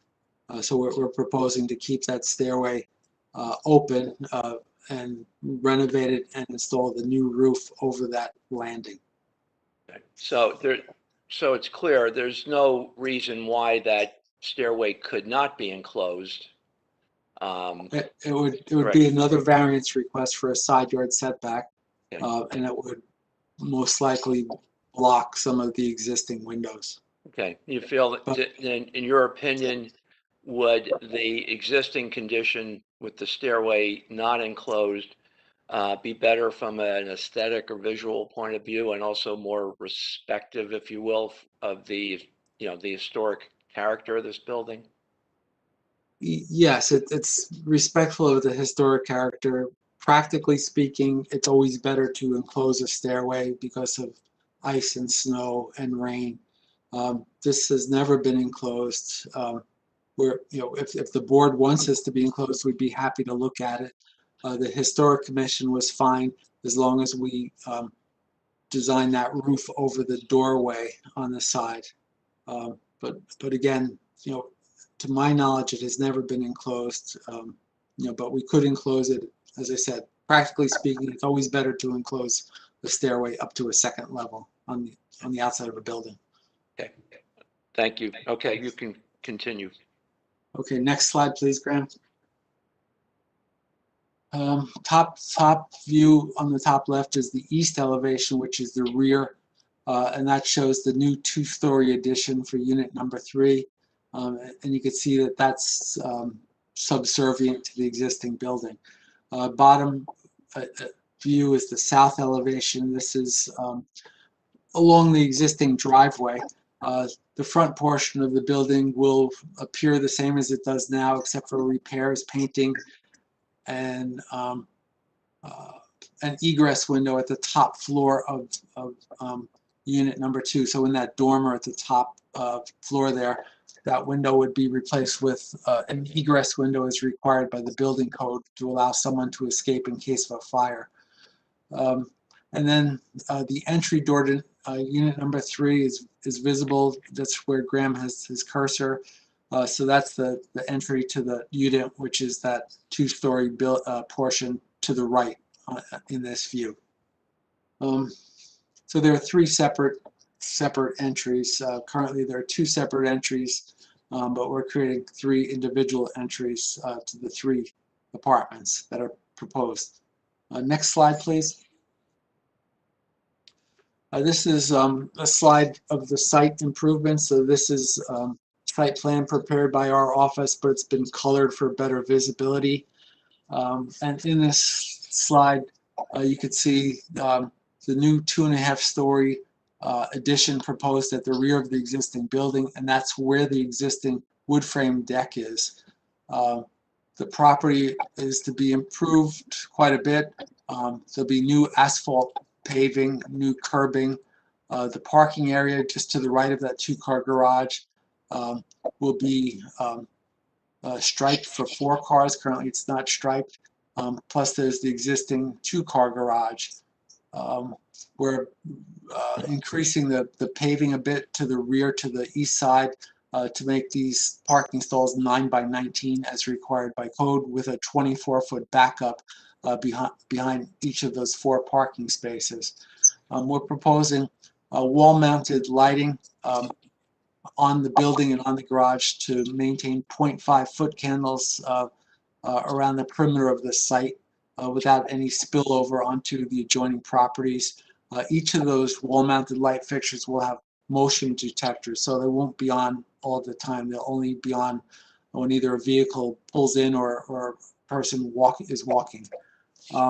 We're proposing to remove that gravel parking space at the front left at the northwest corner of the property and replace it with a landscaped area, fill in the curb cut. And then we're proposing a lot of landscaping and using all native plant material. So it doesn't look like it on the site plan, but there's a total of 56 shrubs, 14 trees, and 24 perennials that are proposed as part of this plan. And mostly with the trees, we're proposing to screen off the view of the condominium association parking lot at the rear with all evergreens. All of the trees on the site are to be saved. As I said, there are several mature deciduous trees on this property. The applicant has asked that the one spruce tree at the front to the front of the building be removed. He's had it inspected and he asked that be removed. But that's the only tree that will be removed from the property. The planting is to provide year-round interest, so interest in the spring, summer, and fall, in addition to the evergreens to screen off the view of the large parking lot to the rear, and the parking and the driveway to the left or to the north, just in front of between the existing garage. Thank you, and the proposed addition. We're proposing 2 trash enclosures. There are currently no trash enclosures, so the cursor showing where the first trash enclosure is to be placed, and then the cursor showing where the second trash enclosure. According to the township ordinance, for 3 dwelling units and more, the tenants are allowed to bring a maximum of 2 cans out to the street on the day of trash collection. We're accommodating 7 to 8 cans for both trash and recycling within those enclosures. We're also proposing a new walkway along the north side of the building, and I believe this came up in one of the previous meetings, so this was one of the changes made. So there's a new concrete walkway proposed from the rear parking area where that cursor is to connect to an existing slate walkway that previously stopped at the underside of that stairway and then leads around to the front entrance of the building. Okay, next slide, please. This is just some details. The top is the plant schedule, list of the plant material that's to be used on the property. As I said, they're all native to northern New Jersey. And then we've listed what full sun or partial shade, and if they're deciduous or evergreen, and the maximum growing height of each of those plants. Bottom left is an example of the trash and recycling enclosure that we will be using. Bottom right is the light fixture that will be attached both to the main building and to the garage. It's a 50-watt LED fixture with a motion detector. Next slide, please. Our planner will testify about the zoning, but this is the Montclair zoning map. And so as I said, this is located in the R3 Garden Group zone, and it's also located in the first residential historic district. Maybe the planner could talk about this. Alan, should I let Bill just go into this? I think we can defer that, and Mr. Stimmel can handle that, Paul, just to move things along. All right, let's move this along. Okay, next slide, please, Graham. We've received some township correspondence. First one was from the Historic Preservation Commission, and I think the most important is the last paragraph. The commission supports the application, notes that the new addition will have limited or no visibility from Harrison Avenue. The proposed improvements to the primary facade are in keeping with the original dwelling and will maintain the historic appearance. Next slide, please. Next slide is from the Planning Department memo prepared by Graham Petto. This describes the variances that are required and the waivers that are required. We'll let our planner will get into this in more detail. Next slide, please. This last slide is the memo from Suburban Engineering. Basically, it repeats what's being proposed. Describes some of the relief that's being requested. It indicates under technical comments in the bottom left that the applicant shall provide the survey map. So the survey map is part of this PowerPoint, but it should be included with the application or should be given to the planning department. There's a question about the existing chain link fence. As I stated, that fence is partially on the condominium association property and partially on this subject property. That fence will remain. Item 3, the top right, stated that there was a different measurement for the den in Unit 3. That's been revised. There was a small cutout that was not shown on the site plan previously, and now it's included on the site plan so that the floor plan matches the site plan. Item 4 says that the existing storm drainage pattern shall remain. So we're indicating that the stormwater Runoff will not negatively affect neighboring properties since the storm drainage pattern will remain. We have noted roof leader locations on the site plan and the floor plans now. The site plan indicates a note stating that proposed fire sprinkler size and location will be noted by the fire sprinkler system designer. So since this is 3 dwelling units, the building will have to be totally sprinklered, and in New Jersey, an engineer has to design a sprinkler system. 3 air conditioning units are proposed to be pad mounted on the north side of the building. The engineer states that any air conditioner equipment shall not be connected directly with any storm sewer, house drain, or any waste pipe or water leaders. We agree to that. Item 8 stated that the landscape architect shall provide testimony with respect to existing and proposed landscaping. I'm sworn in as an architect. I'm also a licensed landscape architect. So I've testified about the planting.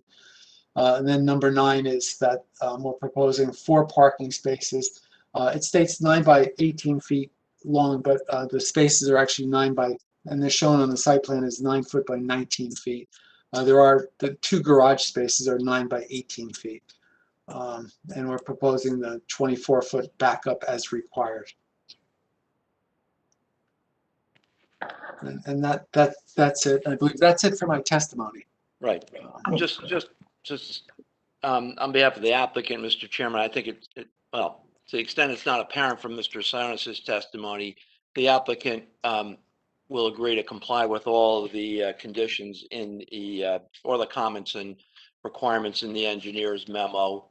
The only other thing, Paul, and you may have addressed this and I might have missed it, but the comment in Mr. Peto's recent second planning report, the only planning comment he made was about extending the stairway to the second floor.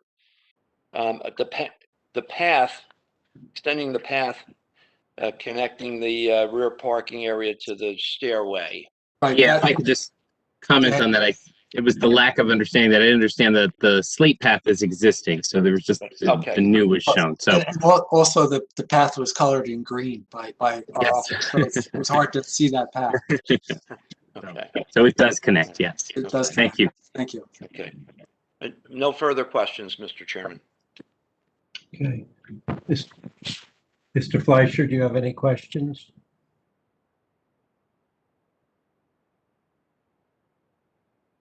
I do. I guess I'd like to go to the floor plans. I think there is a problem with that exterior stair. And I'm not, because I think it's dangerous. The fact that you put a little cap on at the top of the stair doesn't mean that the entire stair isn't exposed to snow, ice, and everything else. We've had stuff done that at least covered it and allowed for it to remain snow-free and so on and so forth. My bigger issue is you've created, in a sense, what I'll call a knuckle between the front, what I'll call the front part of the building and the rear part of the building. And it seems to me within that knuckle, there ought to be the ability to create a stair that on the other side, in a sense, you use that knuckle as the entry point. It seems to me you ought to be able to use that knuckle to create an entry door and an interior stair up to unit 2 to eliminate the exterior stair, which, as I say, I believe remains a danger. As I say, the fact that you put something over the door doesn't change the fact that there's nothing over the stair itself. And of course, that becomes that whole box out of the stair, you know, up on the, near the attic floor. But the whole issue of, let's go down to the first floor, I guess. There's that knuckle between where the entry is. There's that whole knuckle between the areas that should allow for that knuckle to work all the way across the building. And on the opposite side of the building, perhaps create a place for an interior stair. The knuckle doesn't have to continue. You have the entry side of the knuckle, which I have another question about because of the way it exits right onto the driveway. And then you have the side where the open stair is. It seems to me that in those knuckles on both sides, there should have been ample room to actually insert an interior stair, just the way you inserted that whole entry point and foyer into Unit 3. There should have been an opportunity in that zone to come up with an interior stair that would eliminate the need for this exterior stair, which I do believe is a hazardous condition. And so that's my question. I mean, did you really look closely at utilizing the space in that knuckle?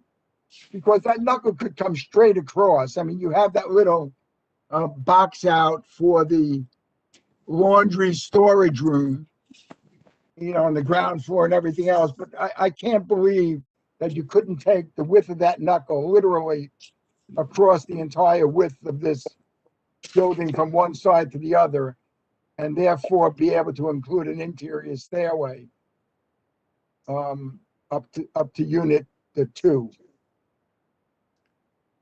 Mr. Fleischer, I like that idea. I wish you saw these drawings. I wish we spoke to you about 3 months ago, 4 months ago. This, we didn't come up with that. I think it's a good idea. As I said, I think an exterior stair is subject to rain and snow and ice. You know, even with the roof over it, we were trying to keep what was there historically. We don't know when it was built, but that could work to put that stairway in that that connector piece. So I think that I don't see why that would not work. Let me ask you another question simultaneously with that. As I looked at the site plan, you of course have at the ground floor plan that entry foyer into Unit 3, I guess it is. Correct. And that just empties out right into the driveway. And, you know, I can just imagine little kids coming out of that apartment out into what they feel is like their entry, and a car zipping by into the parking lot. Now, hopefully that doesn't happen, but that was a second concern I had with regard to the plan. I mean, it's okay to have the window well, because that's set in and nobody comes up out of the window well, except in a case of a fire emergency or something.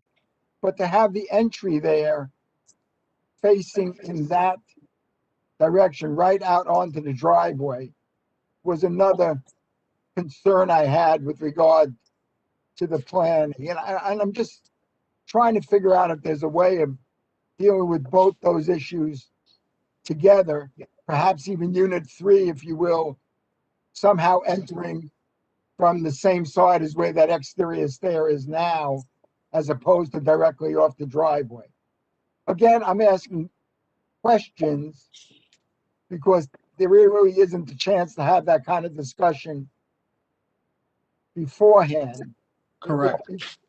Those two things together tell me that there's a zone in there between these two elements of the structure that could make that could help both of those conditions simultaneously and make for a much safer and better overall solution. Right. The current right side of this diagram, that south side, that's about a 5 foot by 6-foot concrete pad outside of that door to unit number 3. Yeah, I saw that. I mean, I Yeah. understand what's there, but to get to it, you have to walk. To get Walk to on it, the you end up driveway. walking on the driveway. Right, so if we could switch it to the other side. Yeah, so I don't know that I have an answer, but I have concerns literally about that entry because of the way it essentially goes out onto the driveway. And little kids, when they run out of an apartment, because these are nice size apartments, aren't always as smart as they should be when they run out of house. And most of the time when they run out of their front door, they got 25, 30, 40 feet before they get to a street. In this case, they're literally coming out onto the driveway. So I had some concern about that, but I had the bigger concern about this uncovered exterior stair.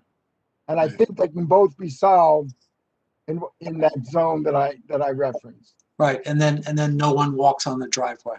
No. And then no one has to walk on the driveway. So it's a combination of both those things that I think can be accomplished collectively, and still meet all the other goals and objectives of the applicant who's developing the property. So those are suggestions that I feel like I'd be much more comfortable.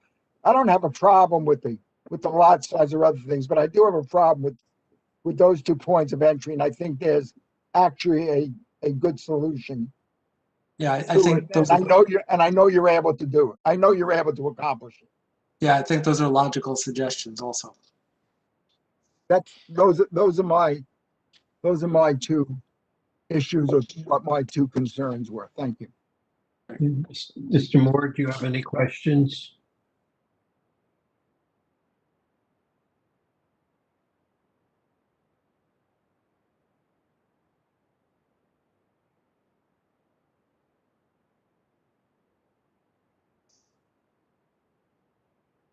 Mr. Moore?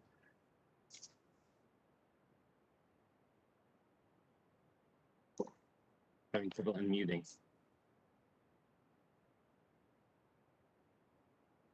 Mr. Moore, can you hear us?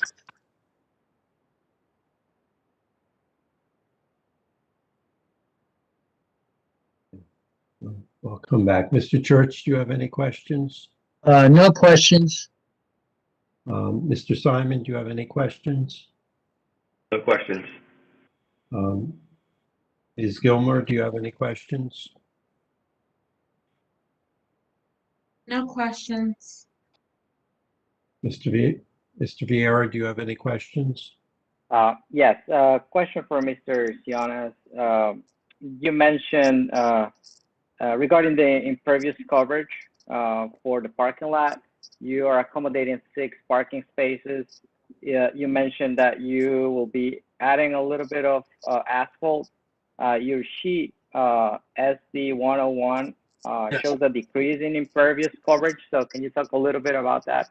Sure. We're removing that parking space at that front left, and we're also we go back to the survey on Graham. Can you go to the first sheet? Yes. First slide. Sorry. You can see at the north side of the building is totally paved with asphalt paving currently. So we're removing all of that asphalt paving.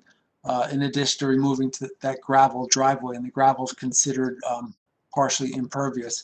So we're making the impervious a better situation. It's currently 59.5, and the proposal will be 57.2%. So that's how the impervious will decrease. Thank you. Great. Thank you. Those are all my questions. Thanks. I don't. Just one other, potential solution to the problem, Mr. Fleischer. I mean, I think his solution is good, but for some reason that does not work out. I mean, I think you would have an option of, you have a row of landscaping next to the addition on the south side, and maybe if you just put a sidewalk there and did some kind of a low fencing or something, so people would just walk along that rather than going out on the concrete pad and doing that. Is if for some reason Mr. Fleischer's solution ends up not working. Right, so that landscaped area is only, well, it's 3 feet wide, so we could, substitute the landscaping with a concrete sidewalk. We're already changing the width of that driveway just to the right of that landscaped area. If we had to, we could. Yeah, and you also we stretch could change the line of the driveway paving. further out. Yes. So that's also a good solution, that we could have the sidewalk along the building there, and keep the separate entries. Okay. Do members of the public have any questions for Mr. Sionis? I'm going to unmute the members of the public. I think it might just be the applicant and the planner that's here, but all members of the public currently joining the meeting, I'll be unmuting lines. If you have any questions for Mr. Sionis following his testimony, please state your name. We'll bring you into the meeting. Any members of the public with questions?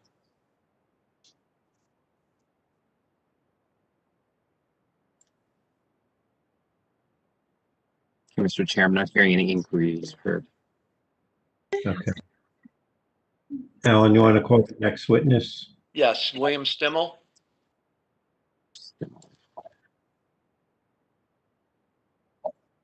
Okay, Mr. Stimmel, can you hear us? I can hear you. Can you hear me? We can hear you and we can see you. Yes. Okay, would you raise your right hand? Do you swear to tell the truth in the matter pending before the board? I do. State your name and address, please. William Stimmel, STIMMEL. My professional address is P.O. Box 280, Rutherford, New Jersey. Mr. Stimmel, I know you've testified before this board on a couple of prior occasions, but why don't you just very briefly run through your qualifications as a professional planner? Sure. I'm a graduate of NJIT with a degree in civil engineering. I've been employed for the past 21 years in the state of New Jersey as an engineer and a planner. Been a licensed planner since 2010. I started my own firm in 2012. I've been accepted as an expert witness in planning in front of numerous boards in the area, including but not limited to Montclair, Bloomfield, Nutley, Verona, Cedar Grove, and many others. Your license is still in good standing? Yes. Okay. And you've testified before this board in the past, correct? Yes, I have. Okay. Mr. Chairman, we ask that you accept his qualifications as a professional planner. We accept him. Thank you. All right. Mr. Stimmel, you're obviously familiar with this application and the plans that have been submitted, correct? Yes, I am. And you've heard Mr. Sionis's testimony. So why don't you begin by briefly reviewing the existing conditions, what's proposed by the applicant, and then proceed to discuss the variances that are being requested this evening. Certainly. The existing conditions, and Mr. Sionis went over all this. I'm not going to belabor it, but the subject property is a 10,736 square foot lot. It's roughly a quarter of an acre. It's currently developed with an existing 3-story residential structure, which was built in 1879. There's 3 units in the building right now, a 2-bedroom unit, a 1-bedroom unit, and the boarding room. There are 2 curb cuts, one which leads to a single parking space in the front of the building, one leading to the rear parking area. The rear parking area occupies a majority of the rear yard. There's a 2-car garage in that location, and then the remainder of the site is covered with a mix of slate and concrete walkways and landscaping. The applicant intends to maintain the existing structure and construct a roughly 700 square foot addition to the rear for a total footprint of 1,830 square feet. We're going to provide a total of 3 units, all which are 2-bedroom units. One will be located fully in the new section of the building, that addition at the rear, whereas 2 will be in the existing building, which will be extensively renovated. Mr. Sionis covered the aesthetic improvements to the site, which are significant. There's additional lighting, particularly motion lighting for the circulation and parking area. There's a significant amount of landscaping proposed with the application. They're proposing to enhance the parking layout at the rear of the site and significantly eliminate the second curb cut from the property. That parking area for the single vehicle in front of the building will be eliminated, reducing the number of curb cuts on the street, which has an inherent safety benefit, and eliminating the front yard parking, which is an aesthetic benefit to the site as well. The surrounding area, and I'm going to refer to slide 12 of 16 for Mr. Sionis. The subject property is located in the garden group zone. There's a total of 7 lots within this isolated section of R3 zone, 4 of which are occupied by that former garden apartment complex, current condominium complex, and then the remaining 3 are the 3 lots on Harrison, the subject property, which is number 41, 43 Harrison, and 45 Harrison. The site, again, is occupied by 2 full units and 1 boarding room. Number 43, based on a visual inspection, appears to be a 3-unit residential building. Number 45 appears to be a 2-unit residential building, but the lots are similar in size. The buildings are similar in size and appearance, and they sort of fit together there neatly as 3 of a kind. The site's also located in the First Residential Historic District. As I noted, the building on the property was built in 1879. It's subject to the review of the Montclair Historic Preservation Commission. They've issued a letter indicating their support of the application, noting that the facade improvements will be in keeping with the original dwelling and will maintain the historic appearance, and further noted that the addition at the rear of the building will have limited or no visibility from Harrison Avenue. The area surrounding the site, if you're looking at Mr. Sionis's exhibit there, the R3 zone where the site is located, the site is that hatched area. The R3 zone is the darker orange on the middle of the page. The R2 zone is located immediately to the north of the property. It's that lighter orange color. The R2, of course, is a 2-family zone. And then the beige color is the 1-family, the R1 zone, and the greenish color at the bottom of the page is the mountainside zone. Those are both zones primarily intended for single-family residential dwellings. That matches the existing development pattern in the area and shows how the subject property is surrounded on all sides by differing zones, but again, all of which are residential in nature. The R3 zone where the site is located allows a variety of residential uses. It allows 1- and 2-family dwellings. It allows multifamily dwellings in new structures at a density of up to 18 units per acre. Townhouses in new structures at a density of 10 units per acre, and then municipal facilities and senior housing. Conversion of existing residential dwellings to provide more than 2 units is allowed as a conditional use under section 347-54. One of the requirements is that the proposed structure comply with the requirements of the building code of the township for new multifamily dwellings in the zone. The site will comply with that. Then there are enumerated 7 further conditional use standards. The first relates to the floor area of the units being not less than 800 square feet. The smallest of the 3 units here is 1,250 square feet, so we comply with that. The second is that the principal building on a lot shall occupy not more than a quarter of the ground area. We comply with that. We're at 17.1% coverage by the principal building. The third conditional use standard was repealed. The fourth has 3 different sections to it. It states that the area not occupied by normal living quarters shall be not less than 1,250 square feet, and the building coverage is about 1,830 square feet, so we comply. The second, and this is one of the deviations from the conditional use standard, the area of the lot on which the building is erected shall not be less than 15,000 square feet within 150 feet of the front street line. So we're at 10,736 square feet. So we do deviate from that standard. The third part of that requirement is that the density shall not be greater than 24 units per acre. We're at just over 12 units per acre. So we comply, and you could go up to a shade under 6 units on the property without requiring a deviation from the density standard. And that's for a conversion again. If this was a new building, you could have 4.5 units based on the size of the property. The fifth conditional use standard is fire escapes or stairways leading to the second or higher floor shall be completely enclosed within the building walls.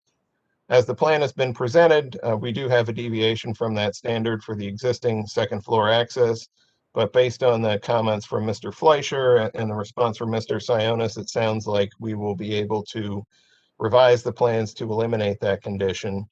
The sixth conditional use standard is compliance with the housing and urban development standards, which we will comply with. And then the last is the access to all dwelling units shall be provided via a common entrance situated in the wall of the building, facing the street on which the lot has frontage. And we deviate from that standard. Currently, the access to the first unit will be provided via the front of the building. The second unit is via the northerly facade, and the third unit is via the southerly facade. It sounds like that will be modified somewhat based on the revised plans, but still require a deviation from the standards. Okay. All right. Can you discuss the requirements for a conditional use D3 variance, and then proceed to address what I think are now 2 variances that are required, and provide your opinion with respect to those variances? Certainly, the applicant, as Mr. Trembulac noted, does require a D variance for a deviation from the conditional use standards. The courts have found that the standards required for a D1 for a new non-conforming use in the zone go above and beyond what is appropriate for a D3 conditional use variance. The case Coventry Square versus Westwood established this sort of a middle path, if you want to call it that, for a conditional use deviation where, the non-conforming use at one end of the scale and a conforming use at another end of the scale. This is somewhere in between, but more akin to a conforming use because the municipality has already found that this type of use is appropriate for the zone subject to conditions. So the idea with the deviation from the conditional use standards is that you're trying to show that the site is still appropriate for the type of use that's proposed, and the positive and negative criteria need to be targeted toward the deviations from the standard and not look at it as if you were proposing something completely new, non-permitted use on the property.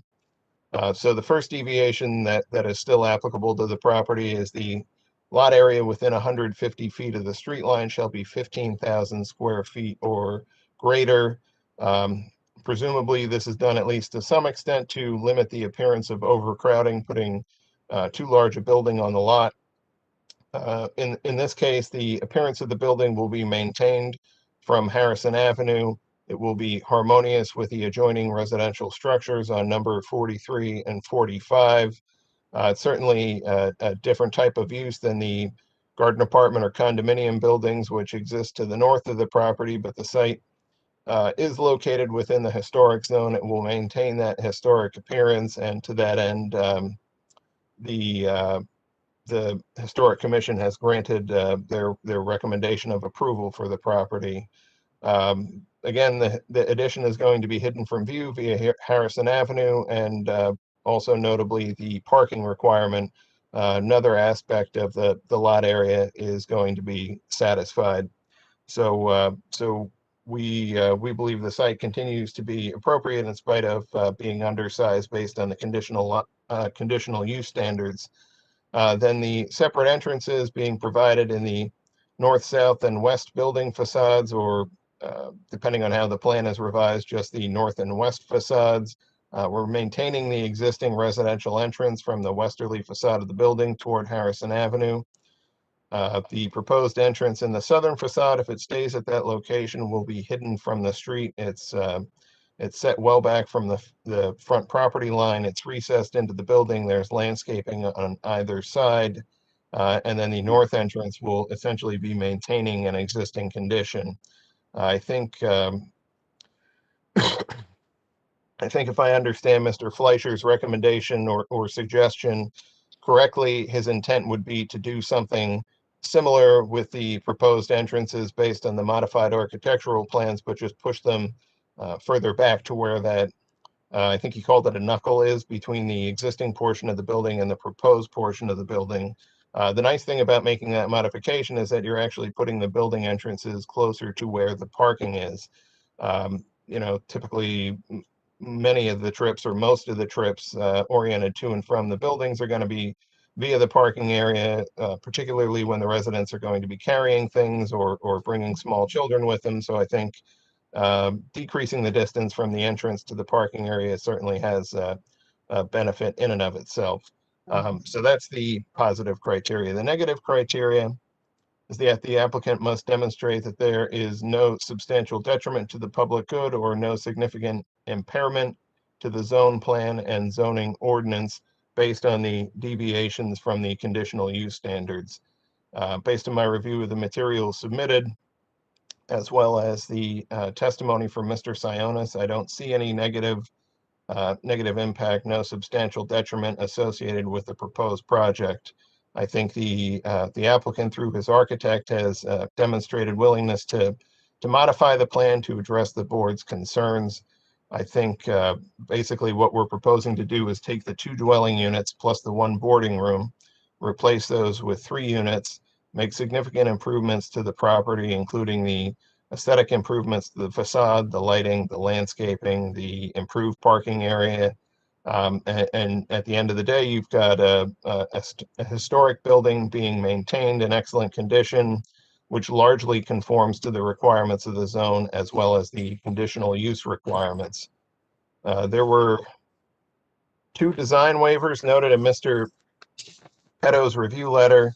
The first relates to the centrally located storage area being located in the basement or ground floor of the existing structure, and additional storage for bicycle strollers, etc., is required at 50 cubic feet per unit.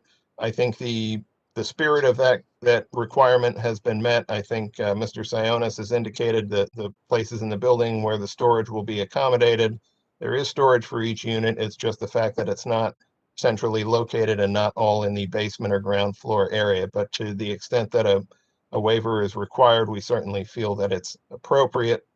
And then the second design waiver is the building unit entrances are required to be oriented to the street. And I've covered that, I believe, in the conditional use testimony. So for all those reasons, we believe the board would be justified in granting the requested D3 variance relief. Thank you. No further questions.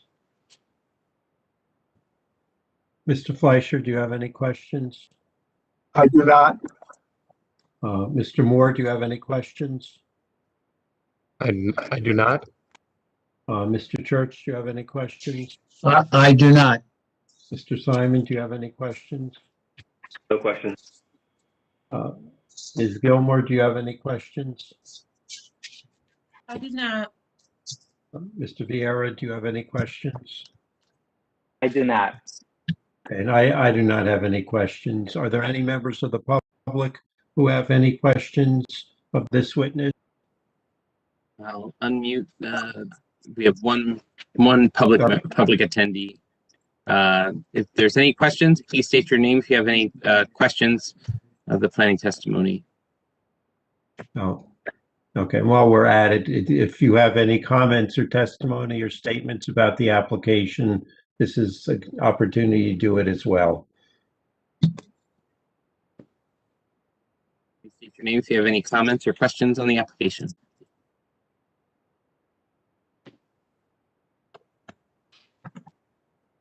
Okay, Mr. Chair, I'm not hearing any. Okay. Mr. Trembulac, do you have anything further? No, Mr. Chair, we have no further witnesses, and you know, it's late, and I think it's clear, you know, there haven't been any concerns expressed by the board regarding the variances that are being sought, and I think, you know, based upon Mr. Stimmel's testimony, you know, the variances are appropriate. That this site continues to be an appropriate site for a 3-family dwelling, and obviously, with respect to the site plan, Mr.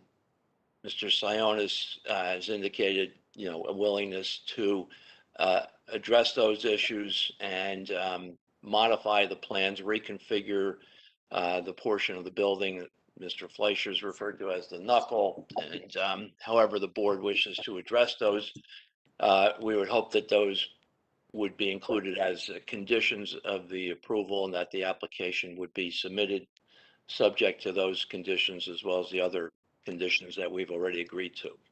So, thank you for your time staying late here and letting us present this tonight.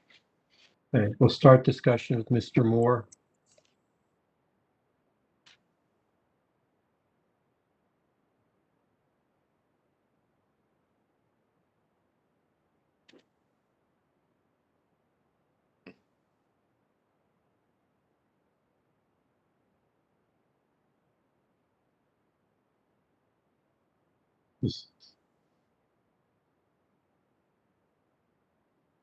Mr. Moore, can you hear me? Evan, can you come back to me? Technical difficulty with the computer. Okay. Mr. Church? On review, looking at this application, I find it really fits very well what they're proposing to do within that area in which it's located. So I really have no concerns with it. I think that it should be approved with the conditions that have been discussed and can be enumerated by the chair. I would be in favor of this application. Mr. Simon? I'm in favor of the application. Okay. Ms. Gilmer?